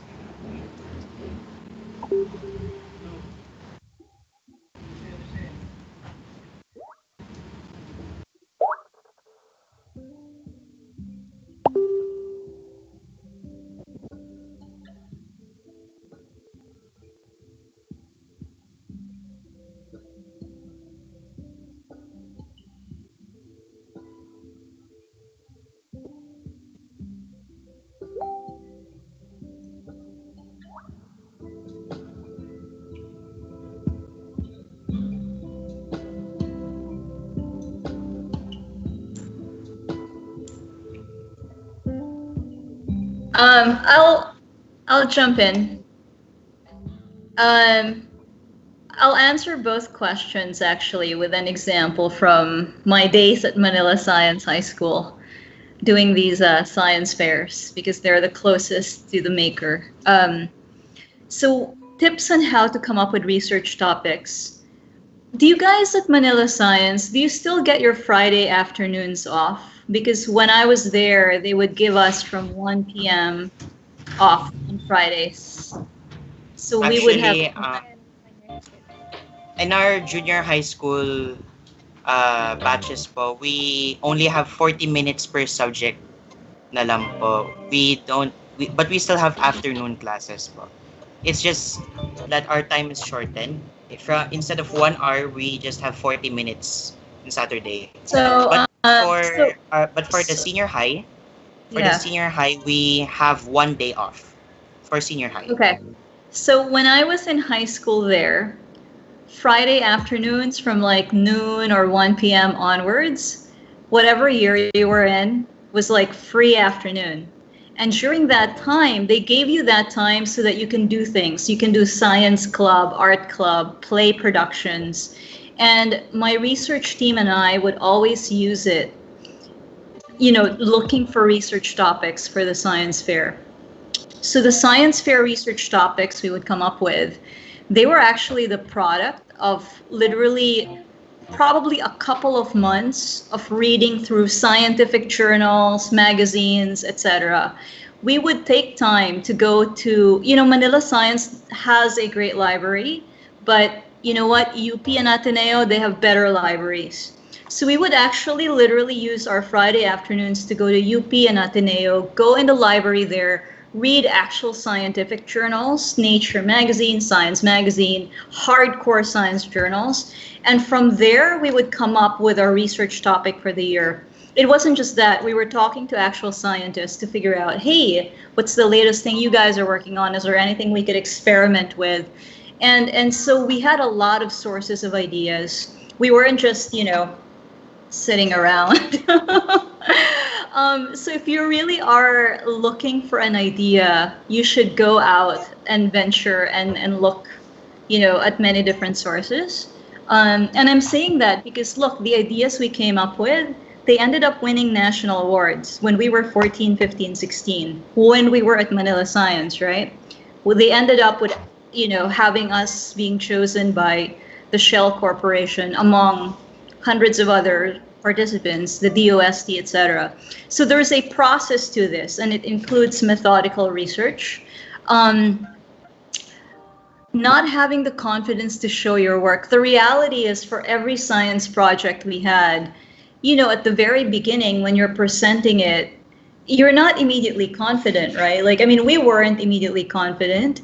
We practiced with our science teacher. So we had great mentors at Manila Science, and literally Mrs. Deres, our chemistry teacher at the time, she's passed away, but she would listen to my presentation, my team's presentation over and over and over until we got the presentation right. And so how you build confidence is you practice. You don't, if you had time, in Edric's case, in your case, during the NASA Space Ops Challenge, you had a very compressed timeline. In our case, we had months to prepare. So we used a lot of time to literally rehearse our presentations, make sure that, our posters were done right. And the more you prepare, the more confident you'll be, the easier it'll be to actually deliver. It doesn't mean that you're not nervous when you're presenting out there. But you can manage a lot of this nervousness away by being prepared and putting in the time to actually rehearse. The other thing I wanted to say is this. So I'd won all these awards coming out of Manila Science, right? I was youth mayor of Manila when I was a senior at Manila Science. I'd created 18 executive orders with a council of other youth counselors before I left the country to study in the US. So you would think, I'm really accomplished high school teenager. Then I come to the US and, I'm in college. And the first thing, and I you have to understand, I have this background. I've organized conferences when I was in high school. I'm used to public speaking. Then I come to the US and I open my mouth in class and my face turns red. And I'm totally blushing for the first time, right? I'm like, wow, my face is so hot. And I didn't realize that's what blushing meant, right? Because I've never blushed before. And so I thought it had to do with the weather. I thought it was because, it's colder in the US. That's why I'm blushing. But I kept blushing in class. And I think what it was I was actually embarrassed speaking in front of other people in class. And it had a lot to do with the fact that, I was not in my natural environment anymore. I was in a foreign country. This is not my country. I'm surrounded by a lot of Americans, a lot of international students. I was the one Filipino in the classroom. And so each time I'd speak in class, it was an effort. And it was an effort that was not, I was not accustomed to having it be an effort because I was more confident in the Philippines, right? Suddenly I'm in America in a college classroom and I can't speak properly in front of a small group of 30 students when I was speaking in front of hundreds of Filipino students prior to coming to America, right? So I thought to myself, I can't go about life living this way. I can't be turning red each time I speak in front of people, right? Just imagine you're speaking in front of people and your face goes red all the time. You're looking like a clown. So I thought, I can't do this, because someday I'm gonna have to speak in front of a lot of people. I can't turn red. So, I think it was Winston Churchill who said, the way through hell is like through it. And so what I ended up doing to get myself really comfortable speaking in front of people was I actually joined Speech and Debate Society at Mount Holyoke College. and I ended up competing in speech and debate every weekend, almost every weekend throughout college. And that was one of the ways I was able to get over my lack of confidence in public speaking. So, again, if you're not feeling confident, just keep doing it. It's like a muscle. The more you do it, the more you speak in front of other people, the more confident you'll be. Because it is literally like a muscle. Just, gotta exercise it more. I hope it's helpful. Analisa Balares. Okay, thank you. Thank you, Miss Annalisa. And we actually have another question here. But first, let me read one of the comments for the Samurai X again. The Samurai X, how to gain confidence. Don't focus on yourself and your perceived shortcomings. Focus on how your creation can benefit other people. Okay, so another question from Jana Tamayo. May I ask, how do you find motivation in making different things for the people despite the existence of procrastination? Okay, so I'm going to share my story again first. Actually, throughout my life, I am a procrastinator. So, and my dad agrees. And my mom would also probably agree. No, not probably. My mom will also agree that I'm a procrastinator. And actually, the my motivation in making different things, even though I am a procrastinator, is because I was able to find fun in them. I was able to find fun in I was able to find fun in what I do. And that's for me, that's what's all that matters in making. It's not just about it's not just about to help other people, but it's also about you finding your passion. And when you find your passion, you will actually find your own fun as well. You would be able to overcome your procrastination. Once you find the fun in your in what you do, you would be able to overcome your procrastination. And actually, sometimes I'm overcoming my procrastination just by making what I do into a game. So, for example, what I do is when I finish a task, I reward myself uh, some like experience points like as in just like a game. And my tasks are my quests, and I reward myself experience points like, okay, this prize, this prize right now I can eat. This prize right now I could play my favorite game. Just like that.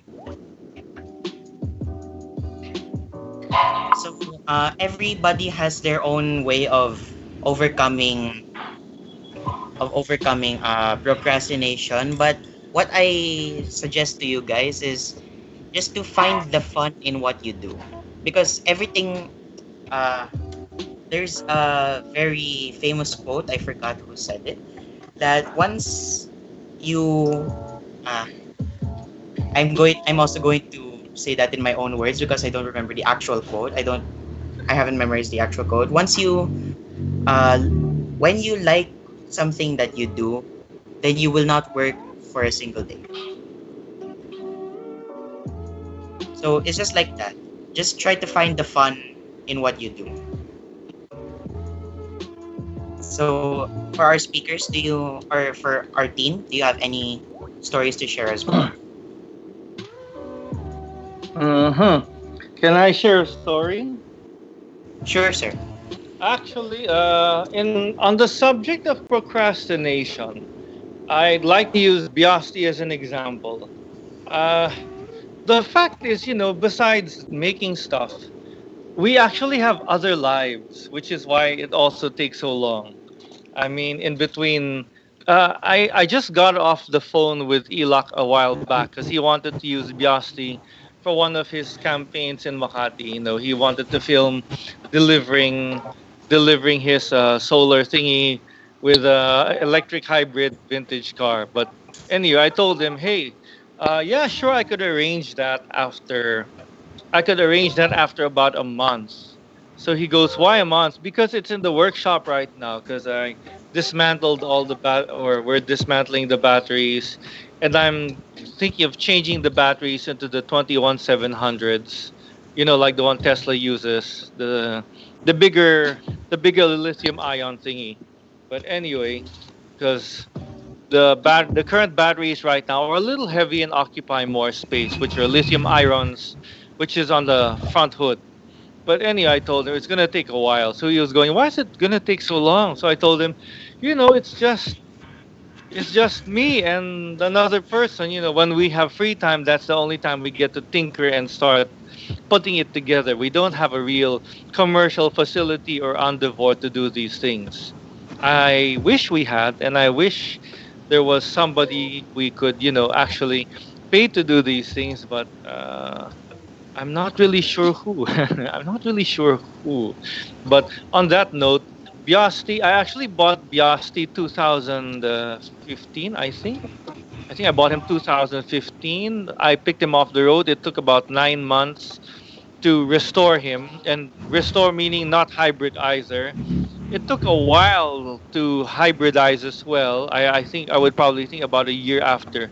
The reality is we could have squeezed everything to about a year, but because of delays and many other things, and because we have our own lives, so what happens is it actually kind of took a while.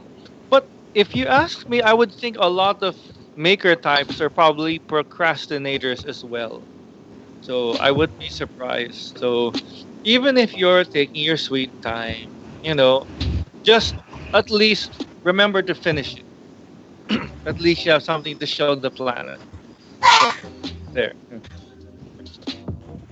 So that's a really great story. So procrastination is I think something we all battle with, right? Especially when we have so many competing things for our attention, social media, our friends, our family. There's a lot competing for attention, TV shows and so on. I mean, they're all pleasurable, right? And you're trying to, and they're competing for your attention with work you have to do. Do you really want to be doing that work compared to all these pleasurable things?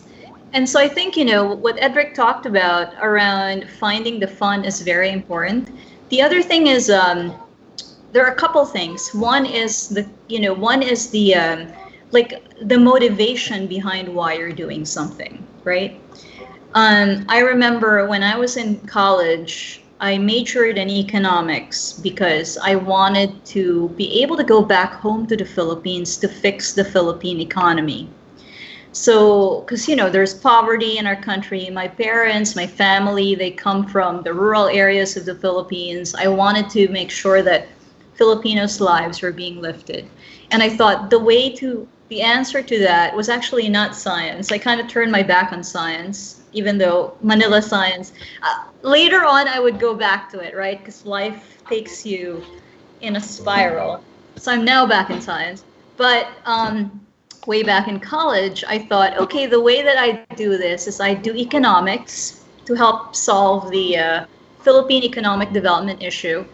And I would do mathematics because mathematics was actually my weakest subject when I was in high school. And I did not want to go about in life with a subject I was weak at. If you ask Edric's mom, who was my classmate in high school, math was totally my weakest subject. And so so I compensated for that by doing a second major in math when I was in college. And so imagine, right? Math was not the subject I really had passion for. And the way I was able to get around it was to actually, the way I was able to motivate myself to study mathematics was to do something else. It was to go into the history of the mathematics. So I would do things like study the history of math, study the philosophy of math. Then math became fascinating, right? And then I would study the art around math, like all these peripheral things around math. And then the applications of math, how math, you could actually use mathematical models to project pollution or, radioactive decay or like cancer or viral spread, for example, right? all of these things. So then suddenly math became so much more appealing. So one answer I'd give around this procrastination, which is related to Edric's answer around fun, is how do you make something you really don't want to do more appealing to you so that you actually want to do it? And I'm huge on the rewards. I totally agree with the rewards. When I don't want to do something, I like have a line of Oreo cookies that if I finish a little task, I get an Oreo cookie and that's my reward. So you can do that too. And that's also a lot of fun. The other thing is the deep motivation I talked about is for a lot of the things we do. I have a company now. I have a couple of companies I'm building. And the companies are tackling some major issues that will take like a decade before I see any results. A decade is a really long time. During that time, there's a lot of opportunities to procrastinate, right? And the way that you can actually, I think, get over the procrastination is to really connect to that deep motivation you have for why you're doing that in the first place. And you have to almost do like a daily meditation, a mantra. You have to remember every day why it is you've chosen, because it's your choice what to do with your time, right? Why is it you've chosen to do this out of all the things you could be doing? I could be making movies. Why am I doing this? You have to recommit. It's really a commitment. It's like a marriage. You have to recommit to what you've chosen to do so that you know why you're doing it and you remember why it's important to you and you reconnect with that passion. Because that deep passion, that's what's going to make you go through hell, climb over a mountain, and get over into the other side. Procrastination being the hell on the mountain. I think that answers that question. Okay, thank you po. There's another follow-up question from Jana Tamayo. Pero first, I would like to read this. Sticking to a schedule is a matter of discipline. Start, cut up the work into smaller tasks, and reward yourself for every accomplishment. Have a get things done mindset. So actually, I was in one of the intermissions.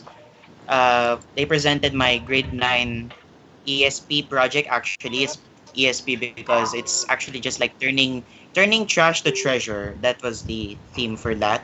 And I actually turned scrap papers and used popsicle sticks into a scale model of the Millennium Falcon. So what I did there was I cut up my, as explained in the video, I cut up my tasks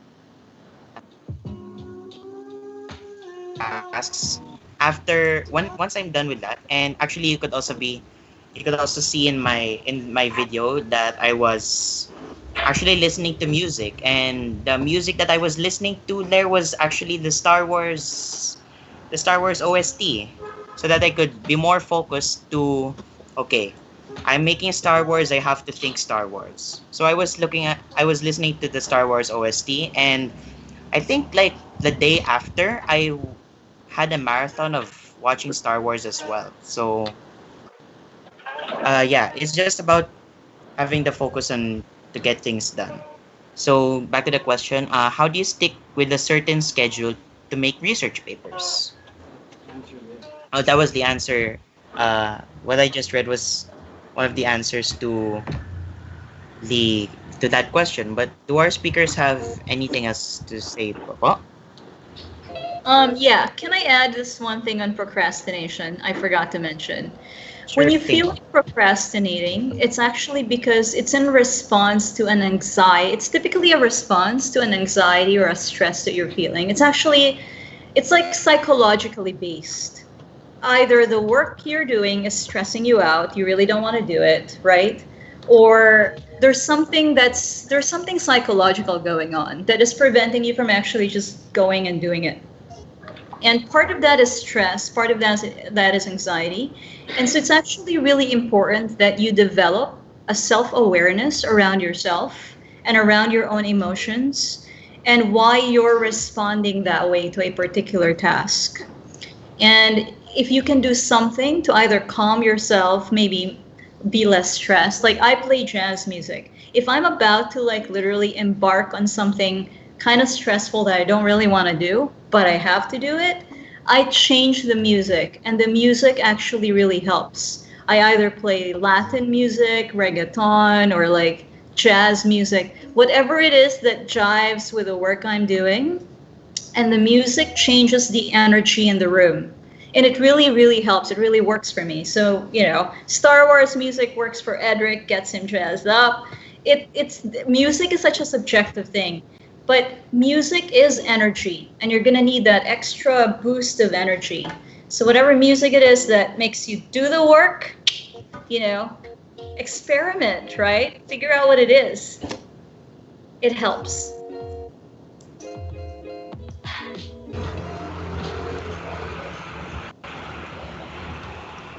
Okay, thank you, Miss Analisa. We have another question from Genesis Eborde.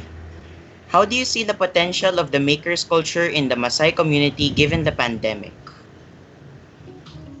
So as the president of the MaSci Makers, the potential of makers is actually literally the sky is the limit. So we as makers can make anything so that the community, not just the MaSci community, but not just the MaSci Makers community, not just the MaSci community, but our own community as well. We strive to help that community. And yun nga, as I can't stress this out more. I can't stress this out more. Our motto is always make a difference. So we would, if given the chance to, given the chance to make something, we would actually make something that can truly change the, truly change the system. So, for example, I can't actually give a concrete example, but for example, the MetaFan. The MetaFan is ideally when we finally release the MetaFan, it's actually long overdue for its release already. When we release the MetaFan to the public, it's where the goal for that is actually to reduce the carbon footprint and eventually slow down climate change, because it can act when the MetaFan is plugged into an ordinary house fan, it can actually decrease the carbon footprint and energy output by 33.33%. So, yes, the potential of the makers is basically off the charts. So, do our speakers have anything else to say pa? Or our other co-hosts or our moderators for today, do you have any stories you would want to share? Okay, this is from Miss Analisa. You guys can also invent the next generation of face masks for COVID-19. Actually, regarding this subject, can I mention something? Yes. Yeah. Actually, wait. I'm looking for my YouTube. I don't know if I should just. It's a short video, because regarding this current pandemic, which I keep telling people isn't really such a big deal. But wait here. I'm looking. This Wi-Fi that I'm leeching from right now is kind of slow. Wait, I'm looking for the video. Because sometimes people like to think that, hey, maybe we should invent something interesting or special, but actually sometimes we have to go back to basics, like what I mentioned earlier. Wait, should I load the video? Should I play on YouTube live here? Sige, let me share the video first. Let me no, Share let me. screen. Yeah, sige, share screen. I'm trying to remember how to do this. Where How is do the share screen? Yeah, Where wait. is it actually? Here it is. Uh-huh. Share screen. Wait, I'd better remove my headset. So, wait, where's the share? Whoops. Cancel. Wait, where's? YouTube's taking forever to load my headset, because earlier I remember there was no audio. There was no audio. Here we There you go. loading. Yeah. Here, as an introduction for the people who don't know, I'm actually involved with the NIH and UPPGH. We have a clinic, we have a charity clinic there as well, which is focused actually on what do you call this? Integrative medicine. So this, in line with that, I would like to show something, and I hope I can get this to play properly. So here, share screen, and here. Okay, start sharing. I hope I got this right.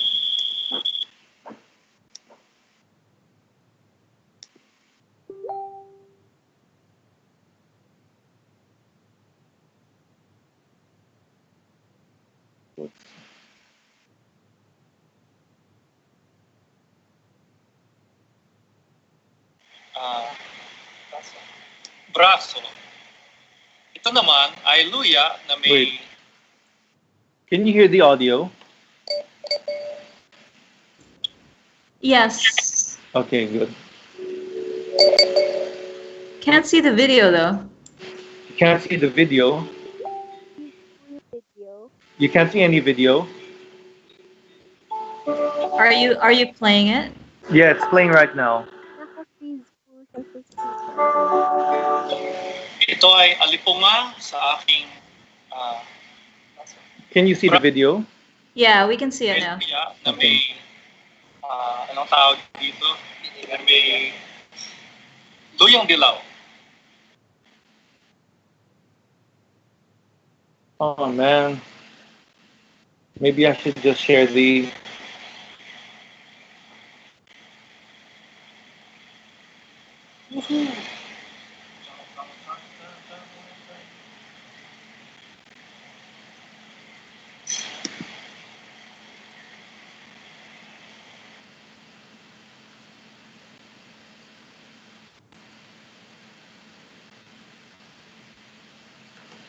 Yan. Bukas, tuyo na to.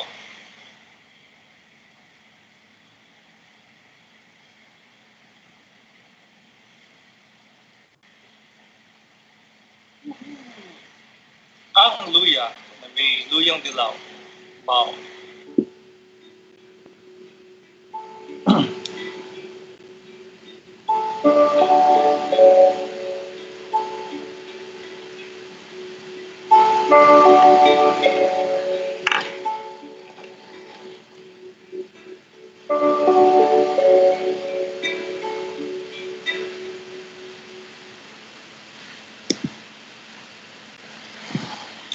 Okay. There. I would just like, yeah. There. Hello. Could you? Hello. I'm not sure. Okay, I could see the video po, but I'm not sure if it's playing because my what I could just see it's frozen. Po. Okay. But there. I just like to show you that this is an example of what do you call this? If you want to look at it in a maker sense, I'm using this exact example. This is a combination of ginger and turmeric, where the juice was squeezed, and here this is a fungal infection on my arm. If you can see that, can you see it? Yes po. Yeah, there. See, and actually, after 2 hours, this is the result. So the effect was actually very quick, and of course, by the next day, this was almost completely gone. But anyway, now I'm going to shut off the share screen function. So how does this relate? How does this relate to our current how does this relate to the question number one, actually regarding this coronavirus thing? Our For some of us, our position is it's not really that dangerous a pathogen. And number two, there are actually solutions which are very simple and easy to do, which doesn't cost you money at all. So, like in this case, I've treated actually all of my COVID patients with this same decoction, but uh, we made it into a tea. So we just chopped up the turmeric, the ginger, the garlic, and poured boiling water over it, and had them take an entire casserole. So, in the concept of how makers, in the concept of how makers can contribute in this nature, I mean, right here, this is actually nothing new. The same way Biasti, a hybrid vehicle where I put the electric motors on the wheel, is not actually new. The same formula is actually not new, although I've had my own upgrades to the formula. So for those who are also not familiar, I'm also practicing traditional Chinese medicine. So this decoction, you could actually do it back home, and you don't need to go to a hospital. And again, I think we should be not we actually should be not focusing on masks, and we should be focusing in on exercise instead. Actually, exercise was another methodology that we used. But anyway, that was just an example to give you an idea of how makers can contribute to this pandemic thing. So back to you, Edric. Okay, but thank you, Sir Sam. Um, Before we will now move on to the next part of our program. If there are any more questions or inquiries, please email us at masaimakers@gmail.com. And once we get the answers to those, we will get back to you. Yes, okay. It is already 11:40 a.m. My co-host, Miss Inea Gambalan, will now read the criteria for judging the entries, and it will be followed by the awarding of certificates for the participants by Edric Ato. Inea,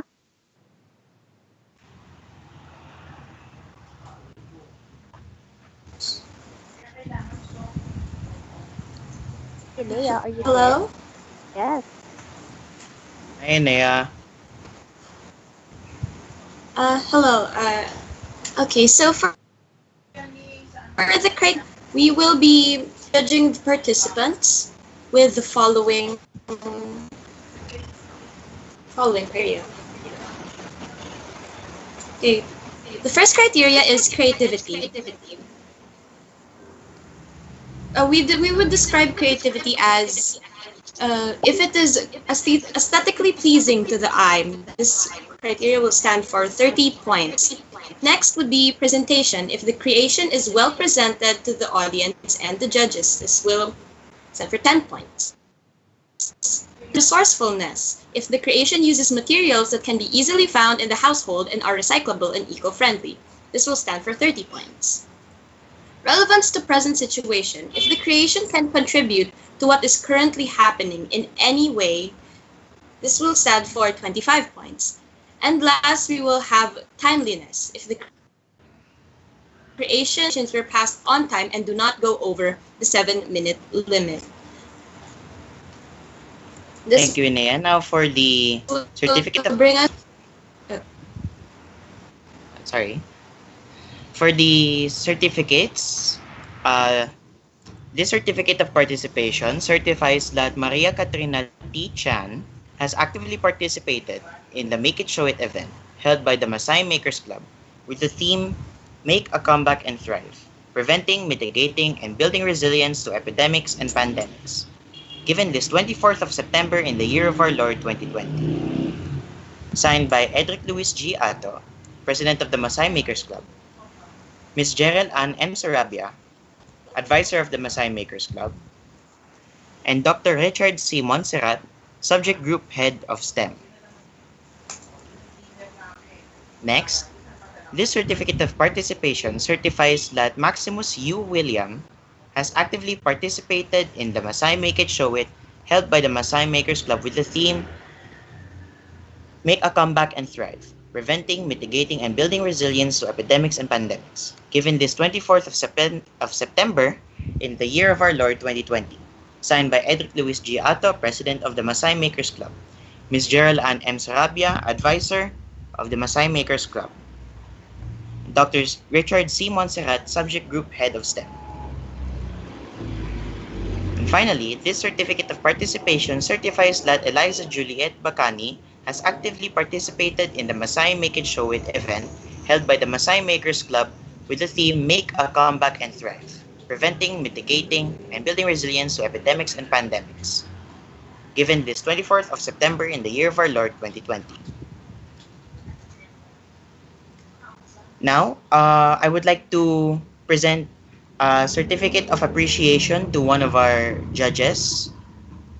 Uh, that judge is, this certificate of appreciation is awarded to Joshua K. Uy for sharing his time and expertise as a judge during the Make It Show It event held by the MaSci Makers Club with the theme Make a Comeback and Thrive, Preventing, Mitigating, and Building Resilience to Epidemics and Pandemics, given this 24th day of September in the year of our Lord 2020. Yes, okay, now that the awarding of certificates is done, we will be having our last but certainly not the least of our closing remarks. Yes, for our closing remarks, they will be given by the chairman, founder, and chief innovation architect of Women's Sphere, which is a creative, innovation focused social enterprise dedicated to advancing diverse leadership and catalyzing transformation that empower excuse me, that empower companies, institutions, and society to achieve greater equality, inclusion, and sustainability. She is a UBS Global Visionary, a NASA Datanaut, and the community leader of Space Apps New York and the organizer of NASA Space Apps Challenge New York City. While in Manila Science, she was an outstanding junior scientist by both Filipinas Shell Foundation and DOST. She was also the NCR Region Chair of the Philippine Society of Youth Science Clubs and the Youth Mayor of Manila City. Let us all welcome Miss Analisa Balares. Hi, everyone. Hello again. You've heard me throughout the evening. It's such a joy to be here, and I'm so glad to be part of this great makers movement at Manila Science High School. Given my own makers journey started at Manila Science High School, so everything's coming full circle. So I'm just going to tell you a little bit about what I'm doing now. And then what I wanted to share was really the creative process. And if you want to be a maker that creates whatever it is you want to be doing in the future, what are some of the things, what are some of the skill sets, tool sets, what should be in your toolbox so that you enhance your probability of success? Because as you know, there are a few constants in the universe. Change is a constant. Uncertainty is a constant. The law of entropy rules us all. And so given all of this uncertainty, what we need to do as makers, if we want to make things happen, if we want to make a difference, is to increase the probability, right? It's all about increasing the probability that you get to make what you want to make and that it succeeds and that it actually makes a difference. So think about this. It's a very fundamental, very important concept. Nothing is guaranteed in life. You cannot control outcomes. You can only influence the probability of what it is that you're doing and whether it succeeds or not. So just a little bit to, so I went to Manila Science High School, and then I had a scholarship to go to Canada. I went there for 2 years. Then I had a scholarship to go to study in the US. I went there for college. I ended up working in Wall Street. I tried to go back home to the Philippines, but things didn't work out. So I went back to the US and, kept working in the US. I went to Harvard Business School for my MBA. Then I ended up studying filmmaking in New York because I wanted to make films. Then I went to work for Microsoft. Then I went to start a company with my ex-boss from way back in Wall Street. Then I decided to start my own thing, which is called Women's Sphere. And so at Women's Sphere, we're making a lot of different things. I'm going to share screens. I'm hoping this works out. Let's see. Okay. Are you guys seeing the screen that I'm sharing? Has it shared Not yet. successfully? Now we could see it na po. Okay. So you can see the screen. So this is the website of my company. So Women's Sphere has two parts. There's a private company and there's a foundation. So the private company, we do things like virtual conferences. We have Women's Sphere Innovation, where we are building an innovation portfolio. We have a consulting arm that I'm building. And then we have the Women's Sphere Foundation, which is focused on educating and empowering women. And if we didn't have this pandemic, honestly, I would actually be back in the Philippines right now building the Women's Sphere Incubator for the Women's Sphere Foundation. And unfortunately, because of the pandemic, a lot of our work in the foundation is currently on hold. We also do things like we partner with the United Nations and do a lot of work with the United Nations and with a lot of other different organizations. So building this company and this foundation is a maker, it's a maker process. One of the things I wanted to share with you is under the Women's Sphere Foundation, we have this portfolio, and one of the portfolio projects we're working on is a media project around promoting women as heroines in science and technology using media. So think podcasts, think films, interviews and such. Now, are you guys able to see this YouTube? Is that showing up on the screen, this YouTube channel that I'm on? Okay, great. If I played a video, can you let me know if it's... Sorry, let me start from the beginning.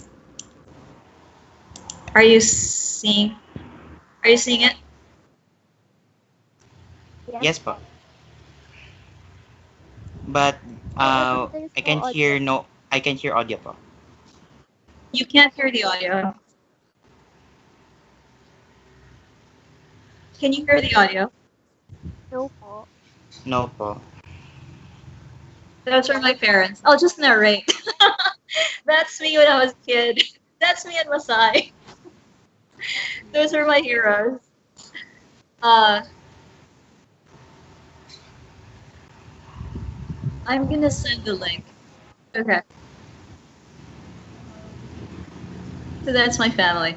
So anyway, this basically was a story of, I'll send you all the links so you can see it, but it's a media project that we had put on pause, and now that we're all in pandemic and lockdown, we're actually getting it restarted again. So that's one of the things that we're doing in the portfolio as part of what we do. The other thing that I'm doing and working on is actually, I've joined a biotech company called NED Biosystems as a global advisor, ambassador, and strategic advisory council member. And NED Biosystems has pioneered treatments for cancer and now for COVID-19. And their treatment, to Sam's earlier point around integrative medicine, their treatment is actually the product of, for COVID, is the product of R&D that was applied for cancer, and they're using this R&D platform and have developed a treatment for COVID using the R&D platform they use for cancer. And so it's a systemic treatment that is not, you can't see it anywhere in the market. It's pretty amazing. The scientific advisory board has a Nobel laureate in chemistry and has, and the office of the CEO has the guy who's actually on the White House coronavirus task force, Dr. Jeff Ling, who's also a professor and doctor at Johns Hopkins, who was the founding director of DARPA's biotech division. DARPA is the defense R&D unit in the US government. So the point is, this biotech company that I've been involved in, I'm very passionate about, because they have this vision of democratizing access to this treatment so that it's not just Americans that actually get this treatment, that this treatment gets globally distributed. And I'm obviously very passionate about making sure that the Philippines has access to this treatment. So I'm mutually involved in that. So that in itself is its own maker process, right? And I think, once you start getting into the complex making of organizations, initiatives, projects, drug treatments for COVID, that's a much more complicated process than, say, like the science fair that we did at Manila Science High School. And so I want to kind of break down the creative process and what I think are some of the things that would really help us move along and make sure that we're poised to be successful. We talked about the first at the beginning, which is inspiration. Where do you get your inspiration from? Like how do you come up with a maker project? Inspiration is really important because if you're not inspired enough, you're not really going to finish the project, I think. And so you have to be sufficiently inspired. And I think what's really important for me, at least, and for my teams when I was at MaSci is what was so important was for us to be immersed in a sea of ideas. There could be 100 different ideas. And then we would pick the one idea we got really excited about, that we really believed in, that we really were passionate about. But we didn't look at 10 ideas. We looked at 100 ideas. And where do those ideas come from? They came from other people. So we spoke to other people. So think about, what are your sources of inspiration?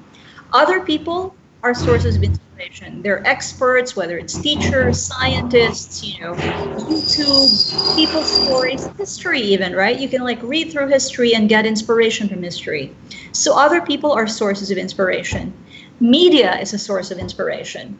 You could be watching a TV show and not knowing it, like you're getting inspired to create something that you saw in the TV show, right? Or it could be a magazine or something, a blog that you're reading, media, YouTube videos that you're watching. So all of your procrastination could actually lead you towards something inspiring that sparks you into thinking, oh, wow, I want to do that. So think about media as a source of inspiration. The environment around you. Pay attention to the world around you and what the world needs. And you're not just looking at YouTube and, it's important to look at the world around you. A lot of our inspiration when we were at Manila Science were literally the world around us, the pollution around us that we wanted to solve. That really inspired us. Classes are another source of inspiration. So you could be taking a class and getting inspiration from that.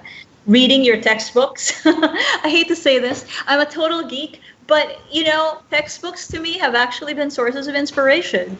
And the thing that you will find that you aren't doing right now necessarily is work experience, right? So as you think about Edison and the light bulb, a lot of the inspiration he actually got from working in a job and seeing pain points in the job. So a lot of people, they have diverse work experience and they get inspiration from that. So the earlier you can actually get work experience, maybe you can be working while you're in college, the better it is for you.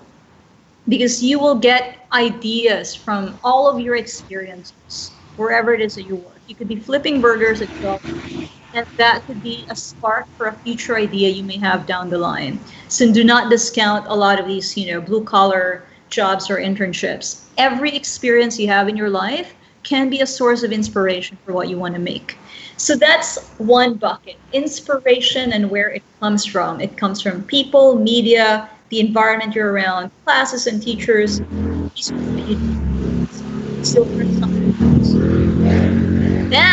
it's not enough to be inspired. You got to do something about that inspiration, right? So it's important you have skills, because if you don't have skills, nothing really happens, because inspiration is 1%. The rest of it is really hard work and skills.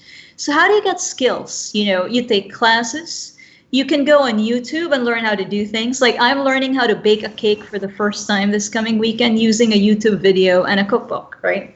And you just do it. You just make it happen. And if you can follow instructions, you can make anything happen. But you can also formally study things, right? For me, I got an MBA, went to Harvard Business School because I thought, you know what? Entrepreneurship, the odds are stacked against me. Entrepreneurship has a 5% probability of success. This means your probability of failure is 95%. So if the odds are going to be stacked against me, I need to make sure that I'm prepared for that. And how do I prepare for that? I go to a school that helps me prepare for that. So I went to the school that I thought would help me prepare for that, which was Harvard Business School, and got my MBA there. And they produce a lot of entrepreneurs. Many fail, many succeed, but that's what you got to do sometimes, which is prepare yourself, because the odds are not necessarily in your favor, especially if you're an entrepreneur. The other thing I wanted to do was get skills in making films, right? So I went to the New York Film Academy and I studied digital filmmaking because someday, somewhere in my life, I wanted to be able to do that and have the skills to do that. And while I was there, I produced, directed, and showed a short film. It was like a love quadrangle set in New York and a documentary about global entrepreneurship. And so, and I did that within 1 month. So that in itself is a maker process, right? But it was accelerated because I went to a formal program that allowed me to accelerate that process. So formal programs have their role in giving you the skills you need. And a lot of it as well, you can learn online now. So that's something you need to do as well. And then the last thing is coaching and mentoring. So you can get skills if you have someone actually teaching you how to do things. When I was at Manila Science, right, like we had to do infrared spectrophotometer analysis to figure out if the thing that we had was like collagen or not. I didn't know how to do that. We had to ask people who knew how to do that, real scientists. They mentored us, they showed us how the equipment worked, and we were able to make it happen. Which brings me to the third thing that's super important for you if you want to be a successful maker. You don't do it alone. You assemble a team of people that have the same passion with you. You know, if you want to build anything at scale. So Illac talked about the thousands of employees he has. I don't have thousands of employees. I have small groups of teams I work with. And with those teams, we get things done. But what those teams have are skill sets I don't have, right? So for example, Sam, I'm not an engineer. But you know what? I will work with an engineer to get something done. And so that's what you need to do. Assemble a team of people that have strengths that you don't necessarily have, that share your passion and share your vision, and it'll be easier for you to get things done together. And part of that team is mentors that can help you, inspire you, and show you the way. So think about those three components of the creative process and the making process: inspiration, skills, and team. And part of the last bit I was going to say was resources. Resources includes money. It includes, equipment, and your team can help you get that. It's one thing I wanted to say. So for example, if you don't feel like you're a confident fundraiser, get someone who is a confident fundraiser to be part of your team. And so therefore you have a complete skill set within your team and you can make things happen and make a difference. So a question is, what if people don't share your vision? Then you know what? They're not part of your team. Remove them from your team. You should have a team of people that share your vision. If they don't share your vision, they should not be in your team. Have them, they should go into a team where they share the vision. It's really important that you and your team are going and moving forward in the same direction. Otherwise, it'll be conflict, and you really don't want to do that. You want to maximize the odds of success, given your probability of failure is already very high. And here's the last thing I want to say is this. It's not anywhere, but attitude is really important. I talked to you guys about knowing the odds, right? I know that the journey ahead, I've already managed my expectations. I already know it's going to be a hard road. It's going to be like climbing Mount Everest. I already know it's going to be painful, it's going to be brutal, it's not going to be comfortable. And because I know that, I've mentally and psychologically prepared myself for that, right? So if you know you're going to be an entrepreneur and not necessarily, if you know you're going to be making something that the world has never seen before, anytime you introduce something new, anytime that you are the first person that is bringing something out there in the world, it's not necessarily the most comfortable or easiest process. So you should mentally and psychologically prepare yourself and have this attitude that, you know what, this is an adventure, this is new, I'm going to be like Indiana Jones and whatever, like pick an adventure hero. That is you. You are the adventure hero pioneering into some unknown territory. And you know what? That territory is not going to be a walk down the park.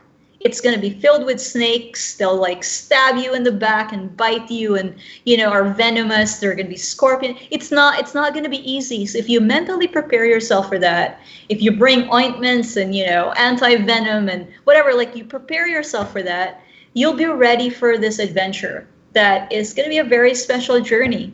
And that is not for the faint-hearted. And it's the journey itself is the reward, is what I will tell you. So I hope that that's helpful. I hope that all of you undertake the maker's journey, which is an adventure, and and prepare yourself for that, and bring along a team of people that want to share that adventure with you, because it's more fun if you're not in it alone and you're doing it with a group of people that share your passion and vision.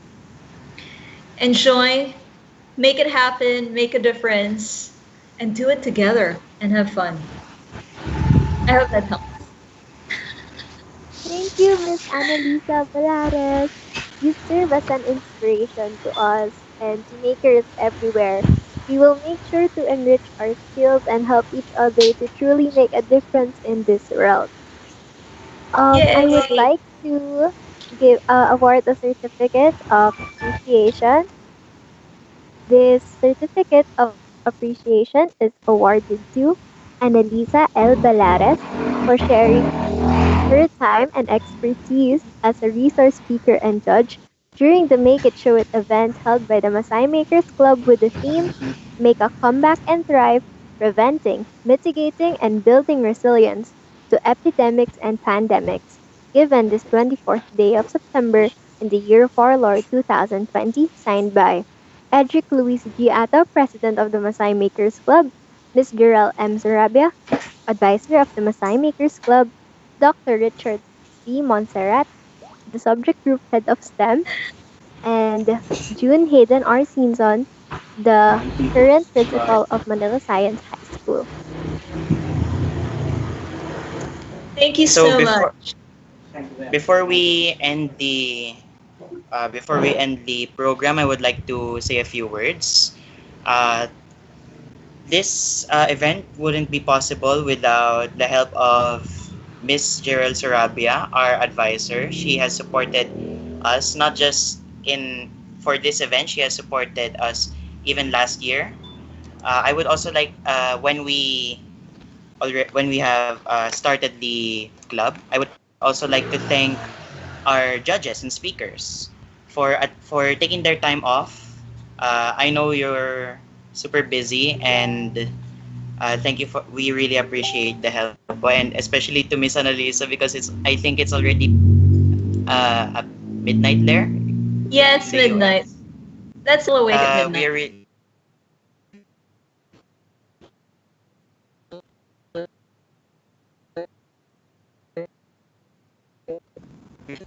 uh, we want to thank the participants who registered, and also the watchers for today. We want to thank the watchers for today, and please also as like every YouTuber said, please remember to like and subscribe our videos, and uh, like and subscribe, and also follow us on our social media pages. The links will be down in the description.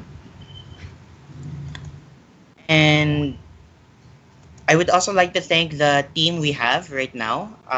Of course, our hosts, yours truly, MJ and Inea, our moderator, Lelena Garcia, our streamer, Colleen Salige, and music, our music man, Frederick Francisco. So thank you very much, guys, and now back to you, MJ. Yes, so this concludes our program. If you have any inquiries, please email us at masaimakers@gmail.com and we will get back to you.